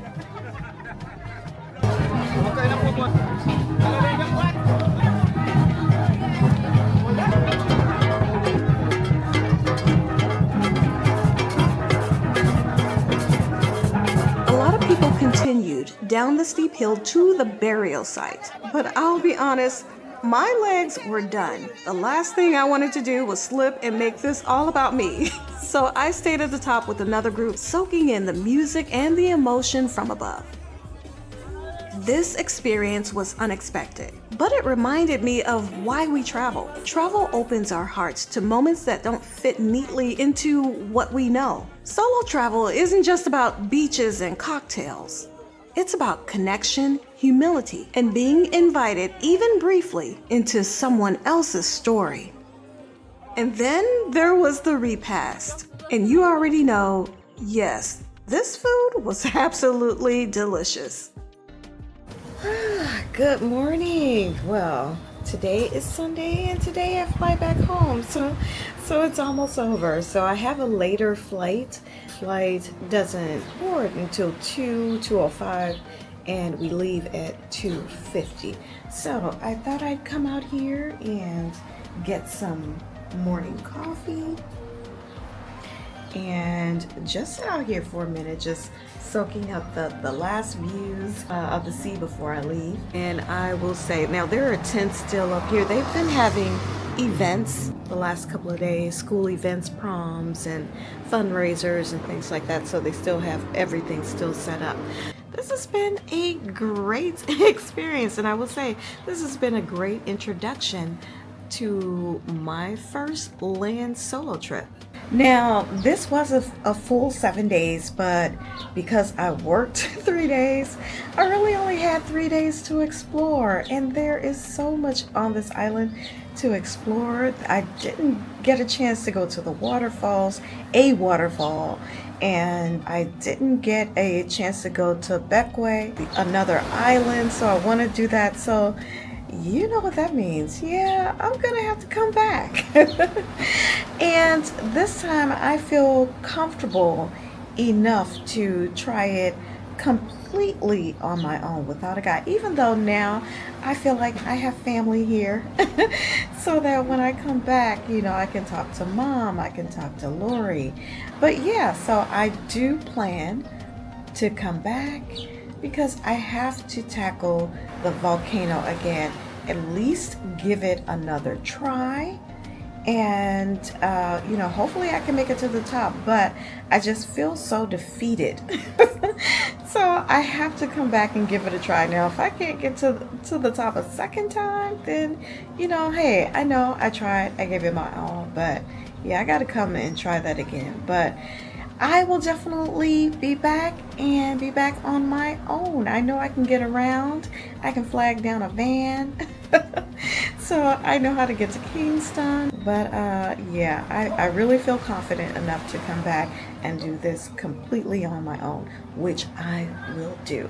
But right now I am having a little coffee, and then I'm going to take a quick walk, a final walk on the beach. and then go over here to the restaurant. That's the restaurant right there. So I'm gonna go over to the restaurant. They had a Caribbean breakfast on the menu, so I do want to try that. That's gonna be my last meal, my last full meal before I leave. So I got a little time. I'm going to savor every last minute until it's time for me to board that plane. All right, so let me finish up my coffee and get down to the beach. Heading to the beach one last time. So I'm on the upper level, just came down here. And right here is the beach. So we're just gonna do a quick stroll, just one last time. My first solo land-based trip was everything I hoped it would be and more. I can definitely see myself mixing in solo land travel with my solo cruises. And I'm convinced I chose the perfect island for this. And having the best tour guide in the world made it even easier. That combination gave me the confidence I needed to do more of this in the future.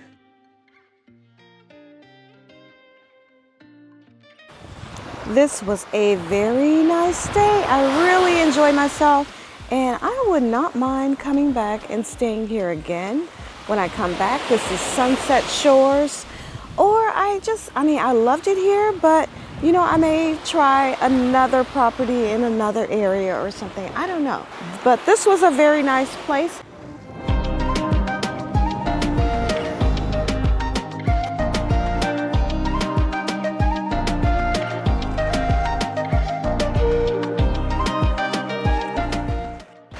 And that's where we were, right over there. That's Young Island, where we took the ferry over the other day.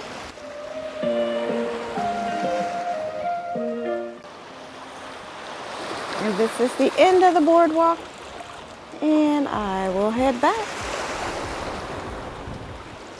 So here was the menu. This is the breakfast menu at the hotel, and since it's my last day, I'm definitely gonna try something Caribbean. So I think I'm gonna do this Caribbean breakfast. So that's salted cod prepared with tomatoes, onions, peppers. That sounds like what Mom made me with plantains and bakes or doughboy. So I'm gonna get that again because it was so delicious. All right, and here is the Caribbean breakfast. We have our salted cod. Looks like 2 rolls here, some plantains and tomatoes. St. Vincent and the Grenadines is a beautiful island with a rich, layered culture. And I haven't even scratched the surface of all there is to see and do here. I loved learning about this island from a proud, knowledgeable Vincentian who loves his country and his people. And one thing's for sure, I'll definitely be back to hang out with my new Caribbean family again. Okay, so I want to get back to like when I met you on the ships and you were talking about your island. So why should people come visit? St. Vincent. Yes. It's an island that not many people know about it because we are not one of the top Caribbean islands. So a lot of people, like whenever they would like interact with me on cruise ships, the first thing that they would ask me is, am I from Jamaica? Because Jamaica, I mean, apart from Cuba, they are like the #1 Caribbean territory where like everybody knows Jamaica because of their music and the athletes and everything. And for me, I could have easily said yes, I am from Jamaica and take some props from Jamaica, but for me, I love showcasing my island. So I would say openly to people, I am not from Jamaica. We do speak similar, we do like have a lot of things similarly, but I am from St. Vincent and the Grenadines. And then they would be like, where's that? And I'll tell them, oh, we're just off Barbados. And then I'll be like, yeah, come on over, check us out. You know, because if you love Jamaica that much, if you love Barbados that much, St. Martin and these islands, which it's much easier to get to these islands. That's why people know them.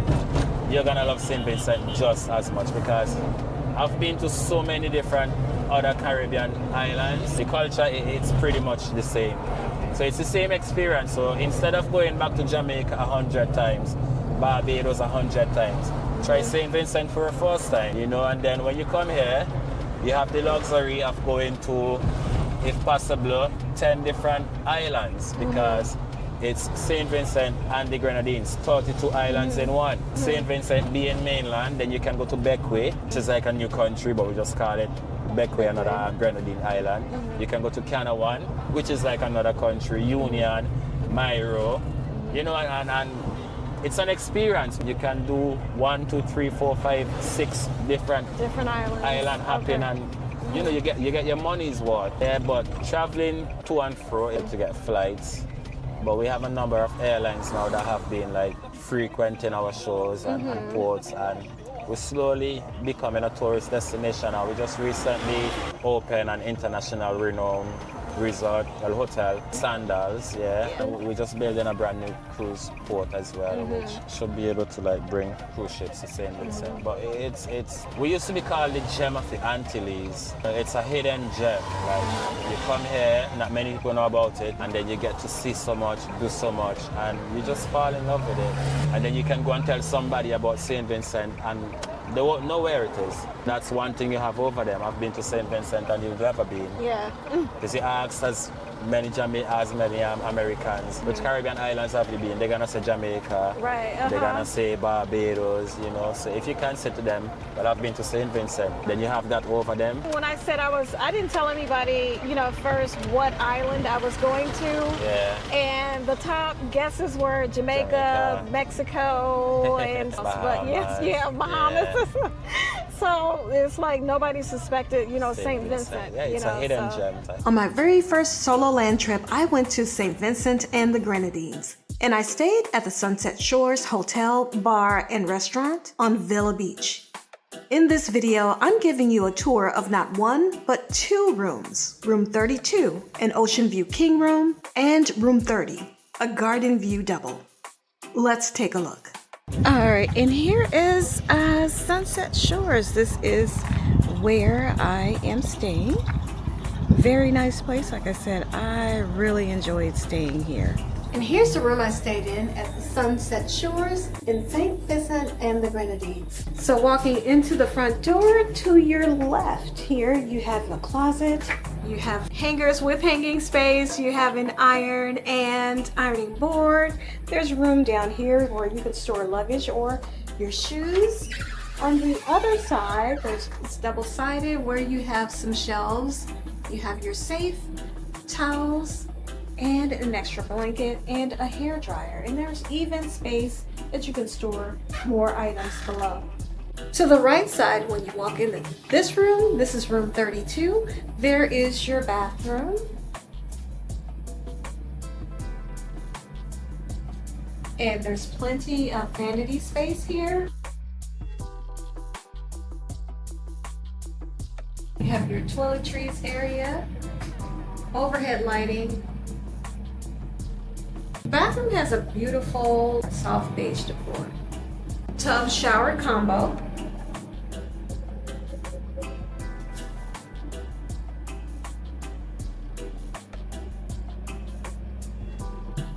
Next to the closet is your refrigerator.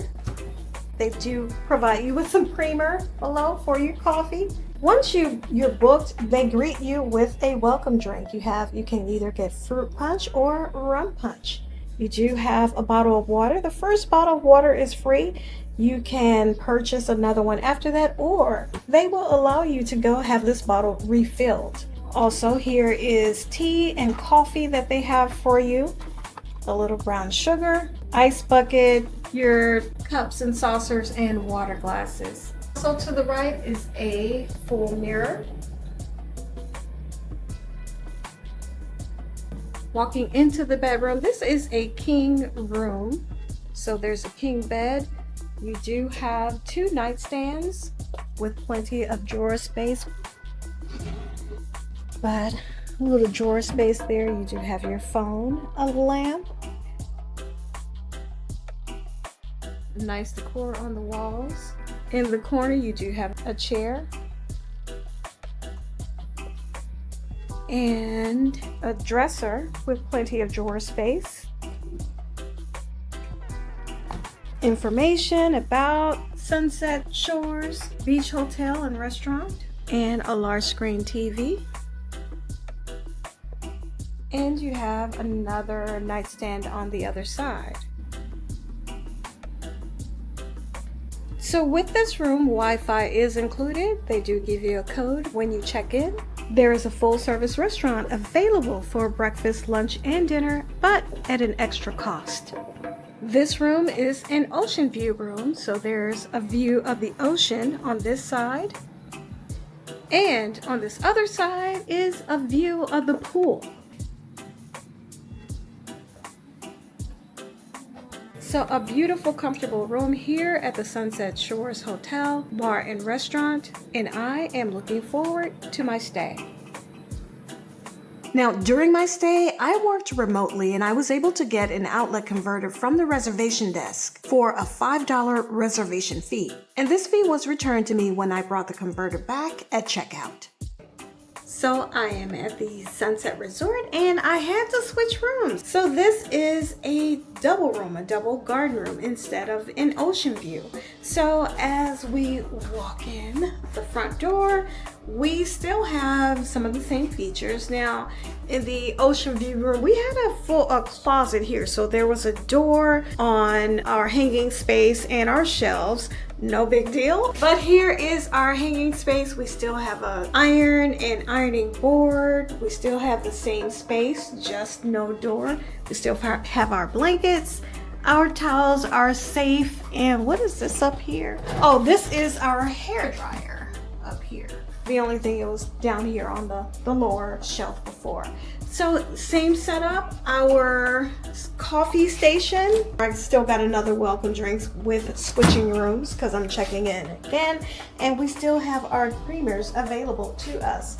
Swinging around to the bathroom is actually, it looks exactly the same. So we have our basin, we have our overhead lights, we have our toilet here and our shower and tub combo. So it looks, 100% exactly the same. And once again, we do have a mirror here, a full mirror. And walking into the bedroom area, now this has 2 double beds instead of the king bed. And to my left, there's a lamp here, which I actually did not see when I first walked in. Okay, so there we go. So we have some added light. We have a lamp, we have a chair here. And now there is less storage space, but this suits me just fine because I'm only going to be here 3 days. So we have our flat screen TV. We have a dresser with 3 drawers here.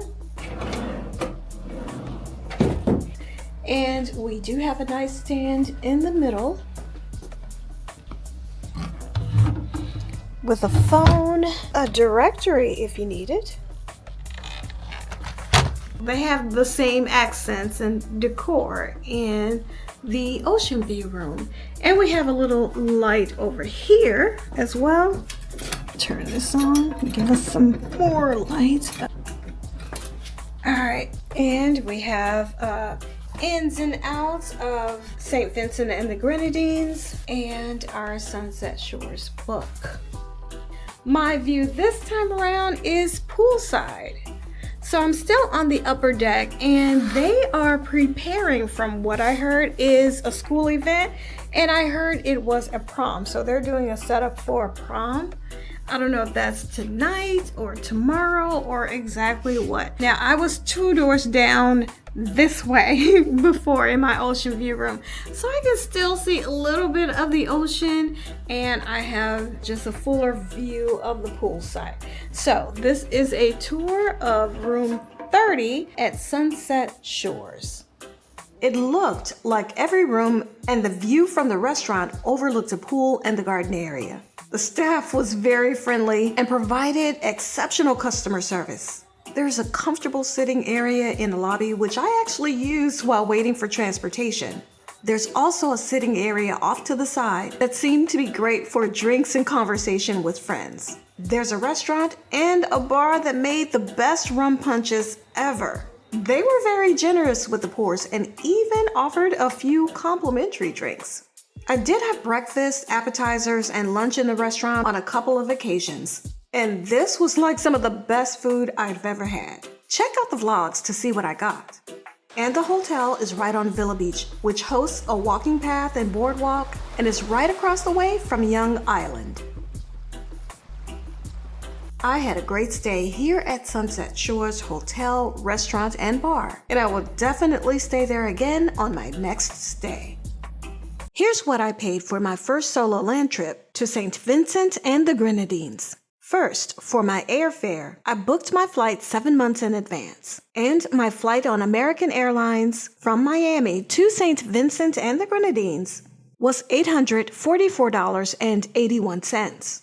Next, for my hotel, now this is going to be a split cost because I originally planned a 4-night stay, and that was in the oceanfront room, and that stay was $682, and I booked that in April of 2025. And then the next month in May, I decided to add on 3 more days, but I couldn't get the same room because it was already sold out. So that's when I got the garden front room for 3 days at $366.30. And that brought my total to $1,893.11. And mostly because of my friends and family there that hosted me, I only spent about $100 American during my stay there. So that brought my total to $1,993.11. Now, I've spent way more on a 7-day cruise for the amount that I spent on this trip. So to me, I enjoyed my stay, and this was money well spent. And I am quite sure that if I plan it out in advance, the next time I can even bring the cost in lower than this. We're gonna have some fun with it, all right? I'm from St. Vincent and the Grenadines. I'm certain not many of you must have been there. If you have, you know how beautiful it is. I can't stop saying it. It's beautiful. Beautiful place. Write it down on your list of places that you need to visit. I met Troy when he was a comedy club host on Carnival ships. At every show, he was always telling everyone to come visit his island. So I decided to take him up on his offer. I flew to St. Vincent and the Grenadines for my first solo land trip. And my Caribbean brother Troy became my tour guide. But he didn't just show me his island. He, his mom, his daughter Aya, and her mother, my new Caribbean sister Lori, welcomed me like family. And this evening, Troy invited me to a home-cooked family Caribbean meal. He was a comedy club host. I had no idea he could even cook. But this video isn't just about cooking. It's also about our conversations about Caribbean culture, food traditions, and Troy's behind-the-scene experiences with crew life, all from a Caribbean perspective. So let's dive into this delicious meal and the meaning behind it. Right, we are stopping by the bakery before we go home and cook. Let's see what we have. I'm gonna have Green seasoning, so. What else was in it? We have what? Pepper. It's a number of different peppers here. This one's flavor, this one's hot. Garlic, celery, chive, onion, and that's it. So wait, we gotta tell them what we're making. So what are we about to We make? are gonna make pilau. Pilau. Yeah, Okay. pilau. It's a lovely dish. All right. I think it's originated from Trinidad, but we cook it a lot in St. Vincent as well. So Okay. All right. you're gonna love it. Normally, what we cook the pilau with, we have a type of chicken here that we call a chicken back. It's like the back of a chicken. Yeah, it's one of the sweetest meats that we ever eat here. So I have some chicken back, which we're gonna use, and I'm gonna put some chicken wings, which you would be a lot more familiar with. So we're gonna have chicken back and chicken wing pilau. Yeah. So I'm just gonna prepare these now. Now, I had seen a small clip that Troy posted of cooking pilau, and it looked so good. So I really wanted to taste this dish while I was here. Yeah, I love cooking a pilau. Now, why? Because of the ingredients, or is it your favorite dish, or what? It's the first thing I've actually learned to cook. Oh, okay. Pilau. Yeah. And for us, how we prepare the pilau to make it brown is that we use sugar. You can use browning if you have something that's called browning, something like soya sauce. But we burn the sugar until it comes brown. And it's not everyone here who can like burn the sugar and not make it bitter. Because if you burn it too long, then it becomes bitter. So the trick is to not make your sugar burn for too long, or else your pillow is gonna be bitter and you won't be able to eat it. So once I mastered that, I just feel like, yeah, I'm a chef. So adding sugar, so then this has a kind of sweet taste to it? You just have to balance the sugar with everything else, and then it evens it out. You'll taste it. Once you add the herbs, your salt, and other spices, it just balances out the sweetness. Okay, so I'm getting It's about balance. This is making me want it now. So like, how long is this going to take us? It depends on how fast you put your stove to cook it. It can take us like an hour max. Okay, to get this done. Okay, that's not too bad. And done properly. Simmer. Slow and steady. Wins the race. Right, so that's our chicken wing. And now I'm just gonna add some more green seasoning. Okay. This is the key right here. All right. When it comes to marinating, that's magic. It's magic in that bad boy. So we use that. We use this, what is called an all-purpose seasoning. So this can be used to marinate any meat, chicken, fish, anything. It has a bit of salt in it. That's where we get a lot of taste from. I've seen that brand in our grocery Yeah, you seen all-purpose? Yeah. Play with my chicken. Make sure it gets some seasoning. Now this looks like a lot, so this is we're not gonna cook all of this. Oh, okay. This is what, so I marinate all my meat. Okay. So whatever I don't cook, I'm just gonna put it in the fridge. Okay. So next time you can take from the fridge and straight into cooking. Gotcha. Yeah. Okay. And so that basically you're batching. Yeah. Right, so that's the meat ready. We're gonna brown the sugar now and get it ready. Get the stove going. Right. So you like that, you let this pot hot until it's time for you to add your sugar. Right, so some other things that we're gonna add to the pillau. We have peas. Peas, okay. Yeah, peas is a big ingredient for pillau. This is, we call it green peas or pigeon peas here. We can use lentil, which is another peas, but that's a lot more drier. And I love this in my pillau. Coconut. Yeah. Okay, coconut milk powder. Okay. Yeah, I love this in my pillau. And it's with rice, of course. Rice. Okay. Normally we just look until there is like no more water inside of it. Then you know that it's hot and ready to go. You can just wait until it starts like throwing a bit of smoke, let you know that it's hot. So some people with the sugar, they add like oil to help the sugar to burn. Butter, but I just use the normal sugar, let it burn on its own. So the more sugar you use, the browner you get your food to come on out. Because we're gonna be cooking a lot, I'm gonna just use the amount of sugar. I'm gonna do what we call washing the rice, because these bad boys, they're dirty, you know, so you have to wash them. So we're just gonna add water to it and let it soak for a while until I'm ready to add it to the food. Yeah, that should be enough. And then you just add water to it.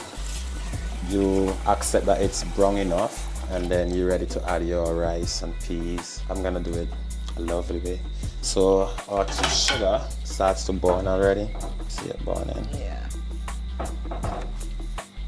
Now, although I saw his clip of him cooking this dish, I didn't know Troy was a cook.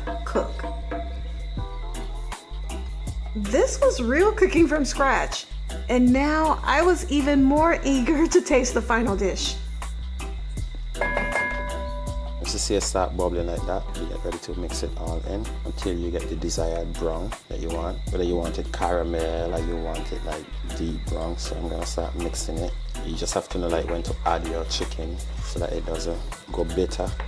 Ooh, that looks lovely. So whatever level of brown you stay at, that's the level of brown that your food is gonna come out at.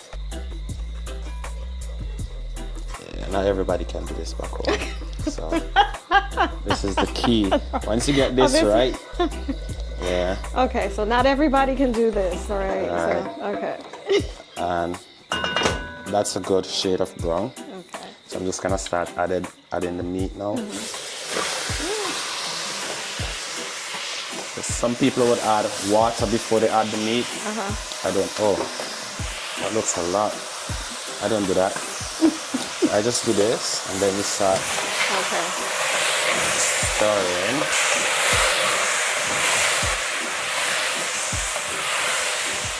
I'm gonna lower the stove now, so this can now steam.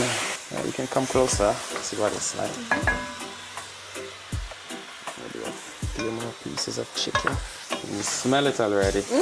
Yes, it smells good already. Right. And then I'm just gonna cover it now so it can steam and the chicken absorb the browning as well as cook slowly. You want it to cook slow just before I add some water to it. So you said this was the first thing that you learned how to cook. So how long ago was that? Oh, that's years ago. That's years ago. Can't put a timeline to it, but years ago. So I'm gonna prep the coconut milk. This is the dry one, so you have to just add water to it so you can get it. Just add water to it.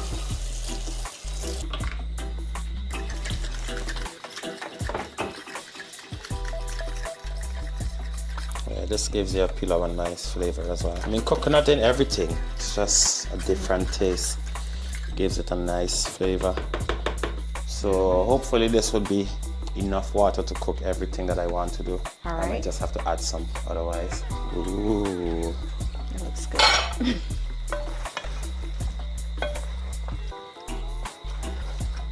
Yeah, it's coming.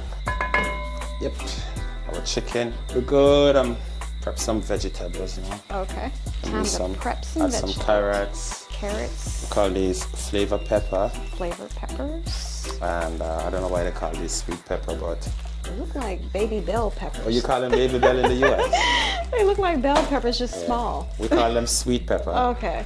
They come in all different colors and things, like different in the US. I think we just go with our own local names, not the scientific names. Now these are not hot peppers. No, these are not hot. You don't want the hot one in your pot. Okay. Well, I like a little bit of spice. I mean, I mean, we have the hot pepper, but it's already blended. Oh, Caribbean pepper. Some people scrape their carrots because this can be very dirty. So you just scrape off the outer layer. Give it a nice wash. Now, so besides pilau, how many other dishes can you cook? What, 2, 3 more? Too many. Too many. To be fair with me, right? I cook whatever is in the kitchen and I can prepare a meal from it. I'll cook from it. Oh, you're one of those type of cooks. I don't follow recipe. Oh. Once I have ingredients that I don't, okay, I can make a meal. I have enough protein, enough carbs. I'm just gonna put something together. Okay, so you're a cook. Yeah. Not like Chef Boyardee. I think I'm even better than Chef Boyardee. You know? Yeah, that's just me. So almost anything. But I'll admit when it comes to like pasta and those things, I don't do them a lot because it's not big in the Caribbean for us in terms of homes. I cook like meals that we would consume on a regular. Yeah, pilau is one of them. Roti. We have something which is called boiling. And for us in the Caribbean, most homes can only afford to eat like what people consider a decent meal, like only on a Sunday. So on a Sunday you would do like baked chicken, baked pork, or you would stew some chicken, stew some beef, and the pie, of course, which you would call mac and cheese. Yeah. We put our mac and cheese in the oven, and for us it becomes a pie. I'm gonna check on the chicken again. All right, we're checking on the chicken. Yeah, ooh. Look at that. Keep stirring it. Yeah, these type of chicken are very easy to cook. Yeah, not the hardest. You see, I haven't even added water to it. No, right, you haven't. Because these now, they give their own water and oil. Once you let it do that, the meat becomes soft enough that you can eat. Oh, and you would realize that we overcook everything. Our meat, it's overcooked. So for some people, that's good enough for them to eat. Like how you would say rare, medium rare. For us, everything is well done. Okay. It's always well done for us, yeah. So you would find yourself being able to like crush the bones. Okay. Which is a Caribbean thing to do. We crush our bones. Oh, okay. Yeah, and it's just what we do here.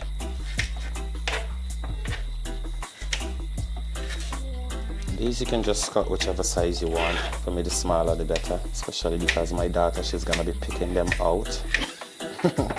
Oh, she doesn't like carrots? Trouble to get her to eat her vegetables. Oh, yeah. So she's gonna pick them out and put them by the side.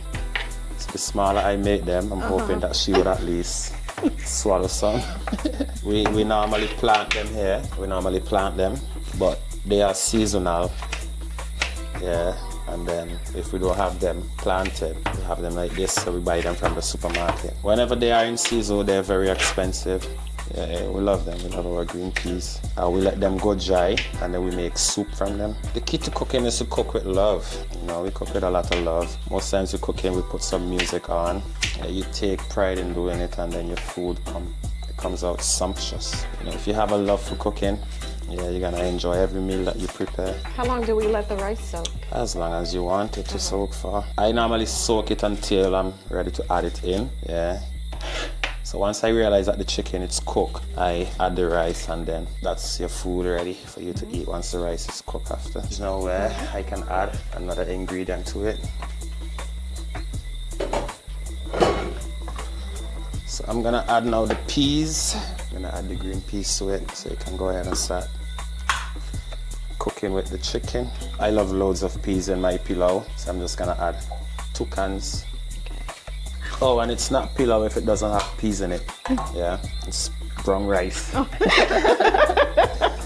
Pilau, peas has to be in it, whether it's green peas or lentil. Even the kidney beans, they make a nice pilau as well. Yeah. So you can have all the other vegetables, all the other ingredients, but if there are no peas, it's not pilau. Okay. It's just brown rice. Okay. With vegetables. With vegetables.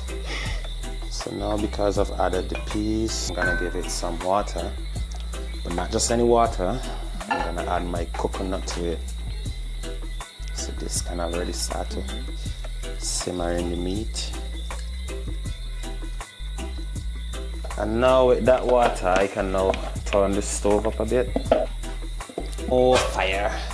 More fire. More fire. Cover it until it starts to boil. All right. We're almost there. Okay. It may not even take an hour. Yeah. It may not even take a whole hour. We didn't even time it when we started. Oh, yeah. We started like 15 minutes ago. No, it's been more than 15 minutes. Huh? Was it more than 15? It's 6:36. We probably started at 6. Right. Yeah. Okay. Veggie ready. Rice ready. Oh, yeah. Last bit of ingredients. This is in everything that we do. The onion and your garlic. Yes. I love onions. In everything that we do. Onions and garlic. And we just prepare our onions. You can do it however you wish. You can grate them if you want. We just cut them, mince them, and then we add them to the food. So you don't have to, don't you supposed to, well, some people rinse it off in cold water so their eyes won't get watery. That doesn't bother you? It does. Okay. It depends on the potency of the onion. If it's like one that is very, very, very potent, once I'm cutting, I'm gonna have to cut and close my eyes. All right. Yeah, we do rinse them like this at first. Okay. But still, once you cut in, it gives off the fumes, and yeah. I was gonna say, let's see if we can catch Troy on camera crying. Squinting from the onion. Yeah, we just take the skin off our garlic. These are gonna be the last to enter your food because the aroma and the flavor that they give, perfect. I'd love you to try the breadfruit and saltfish. You know saltfish, right? We call it, well, there's a difference for us, saltfish and catfish. That's another lovely one. Even if it's not with breadfruit, but just some saltfish with some other thing. Yeah.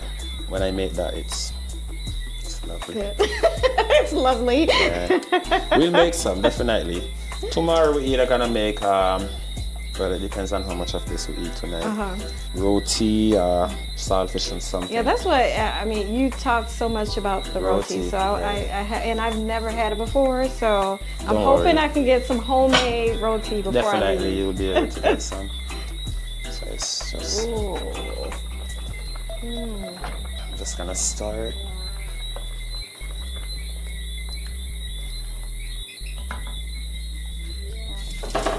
Yeah, you could never have enough garlic in your food. Oh, I love garlic too. So Mom was the one who taught you how to cook? My granny. Ah, okay. Yeah, my grandmother and my aunt. A lot of my cooking is from observation though. I observe how they do things. That's where a lot of my cooking came from. Ooh, look at that. Ooh. She's bubbling. I don't want all the water to get out of it. I'm just gonna turn it down now. Because to get the rice cooked and cooked softly, it needs the water so it can absorb the water. With that now, I'm just gonna add the rice to it. Still have to wash the rice. This is how we wash it. We just put our hands in it, give it a nice bath. Yeah. And then we just gonna strain it. So why didn't you become a chef? Good question. If I were gonna be a chef, it would have definitely had to be here in St. Vincent, where I can cook the dishes that I'm accustomed to. But there are too many like demands and specifications cooking out there, like what you can add and can't add to your food. Like I said, I use anything that is in the kitchen to make a meal, and I don't want that freedom to be taken away. Yeah.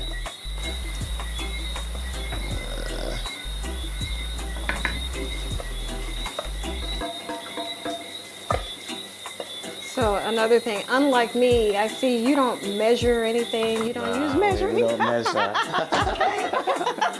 I forgot to tell you that. We don't measure anything. Yeah, we don't measure anything. See, that's the kind of cook I am. I have to bring out the measuring cups and spoons. I don't follow recipes. I don't follow recipes. Oh, that looks so good. Yeah, this is the point you were when you were filming and just showing us. Yeah. I was like, I need some of that. It was me and Aya, you know. It was me and her. Me and Aya. I just add some more water to it. That should be enough of everything.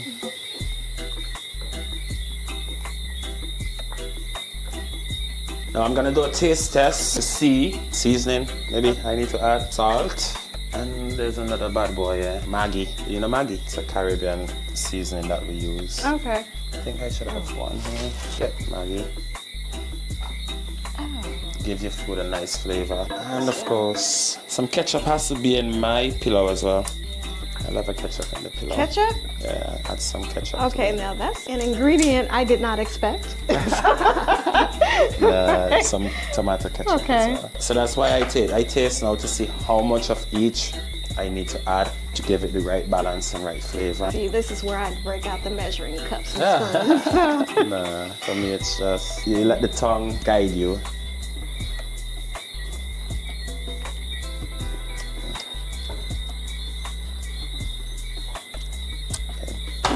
What does it need?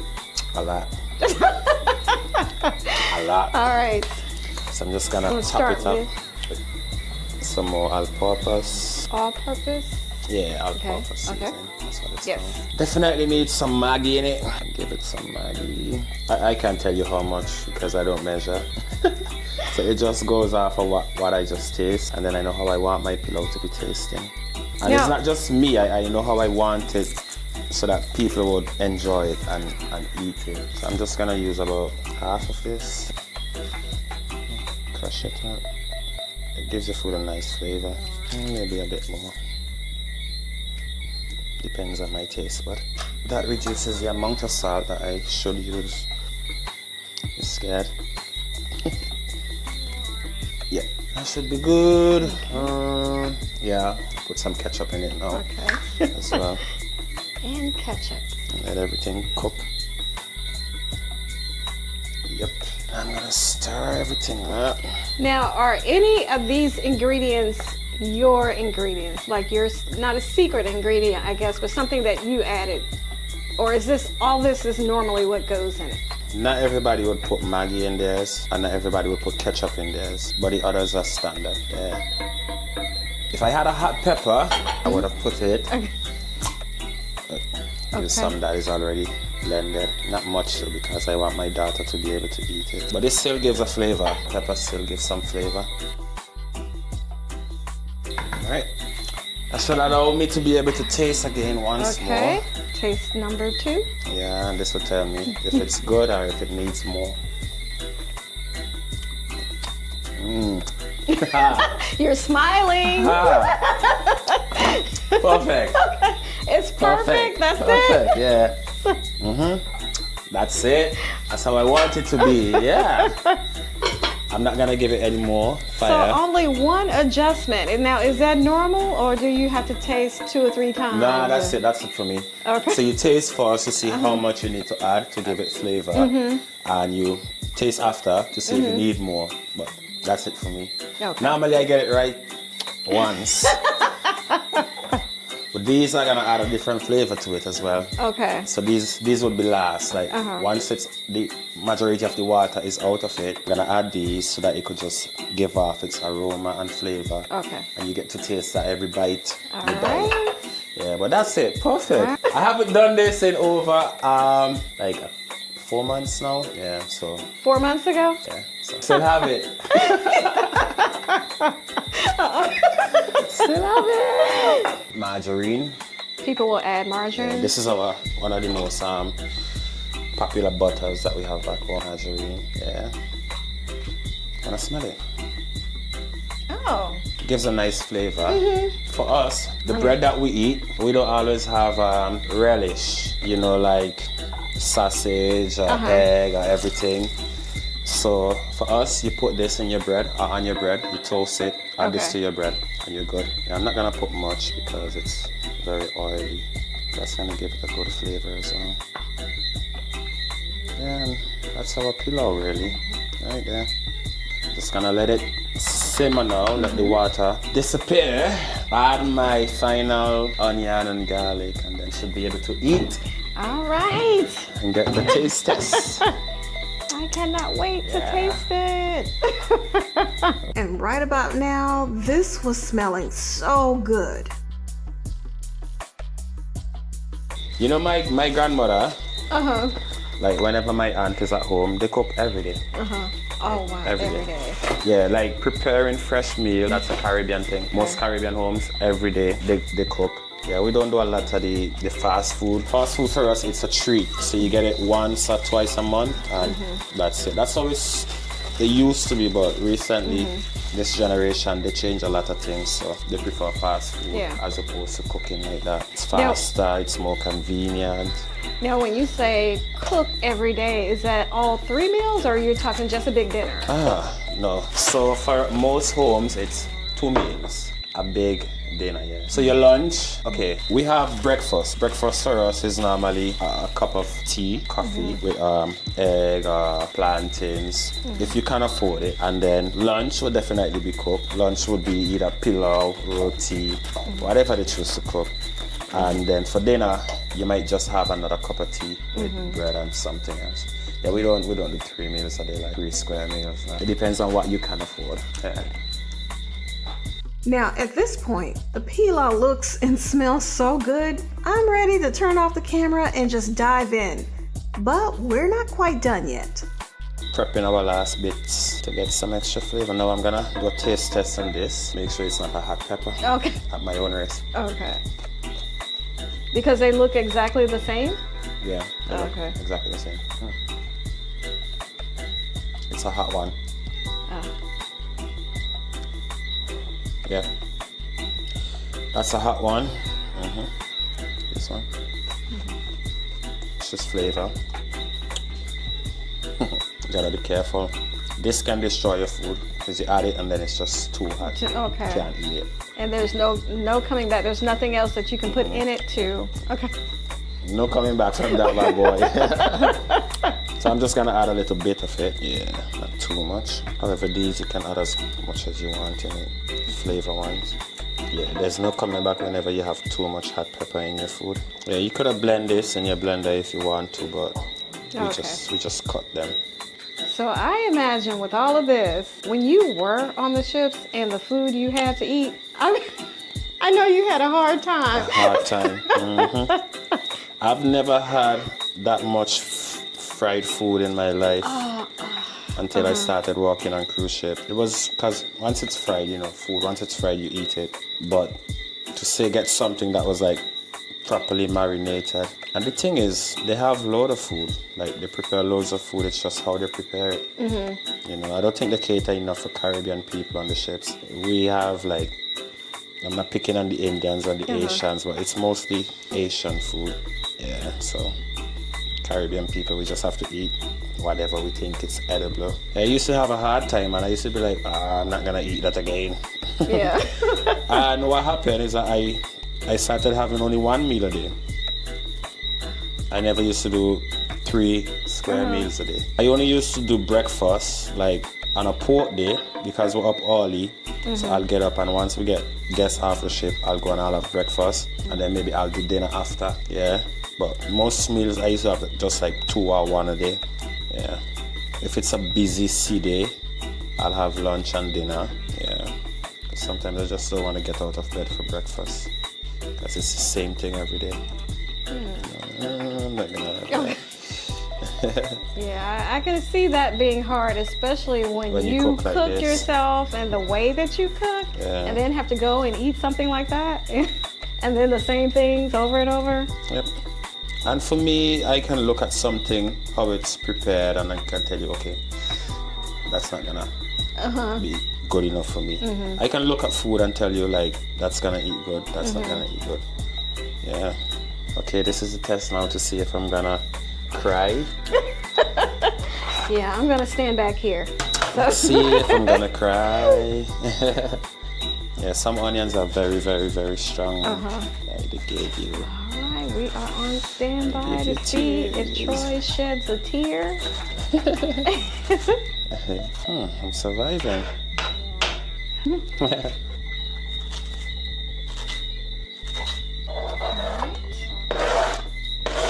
Checking this again. See what it looks like. Ooh. Ooh. Oh my goodness, that looks so good. Oh my. Okay.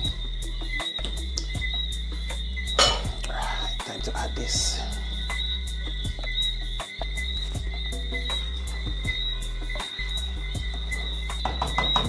That's it. All right. It's ready? I'm just gonna let the onion and the garlic, let the flavors come out of it. I'm gonna let the steam cook those bad minutes. All right. Yeah. All right. I'll say 5 more minutes and we're gonna eat. Okay. Yeah. 5 more minutes. 5 more minutes. Yeah, give it some fire. Last bit. Yeah, that's it. Wow.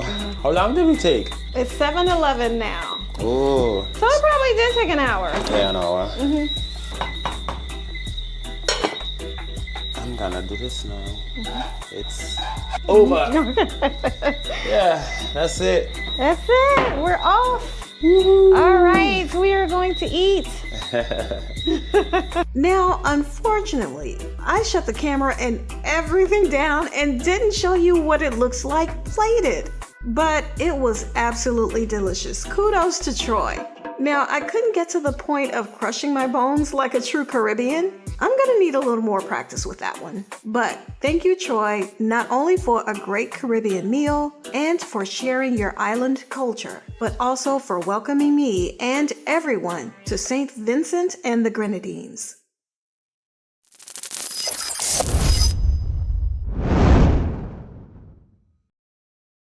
Are you ready for your first or your next cruise and need assistance? Scan the QR code and let's work together to plan your customized cruise experience.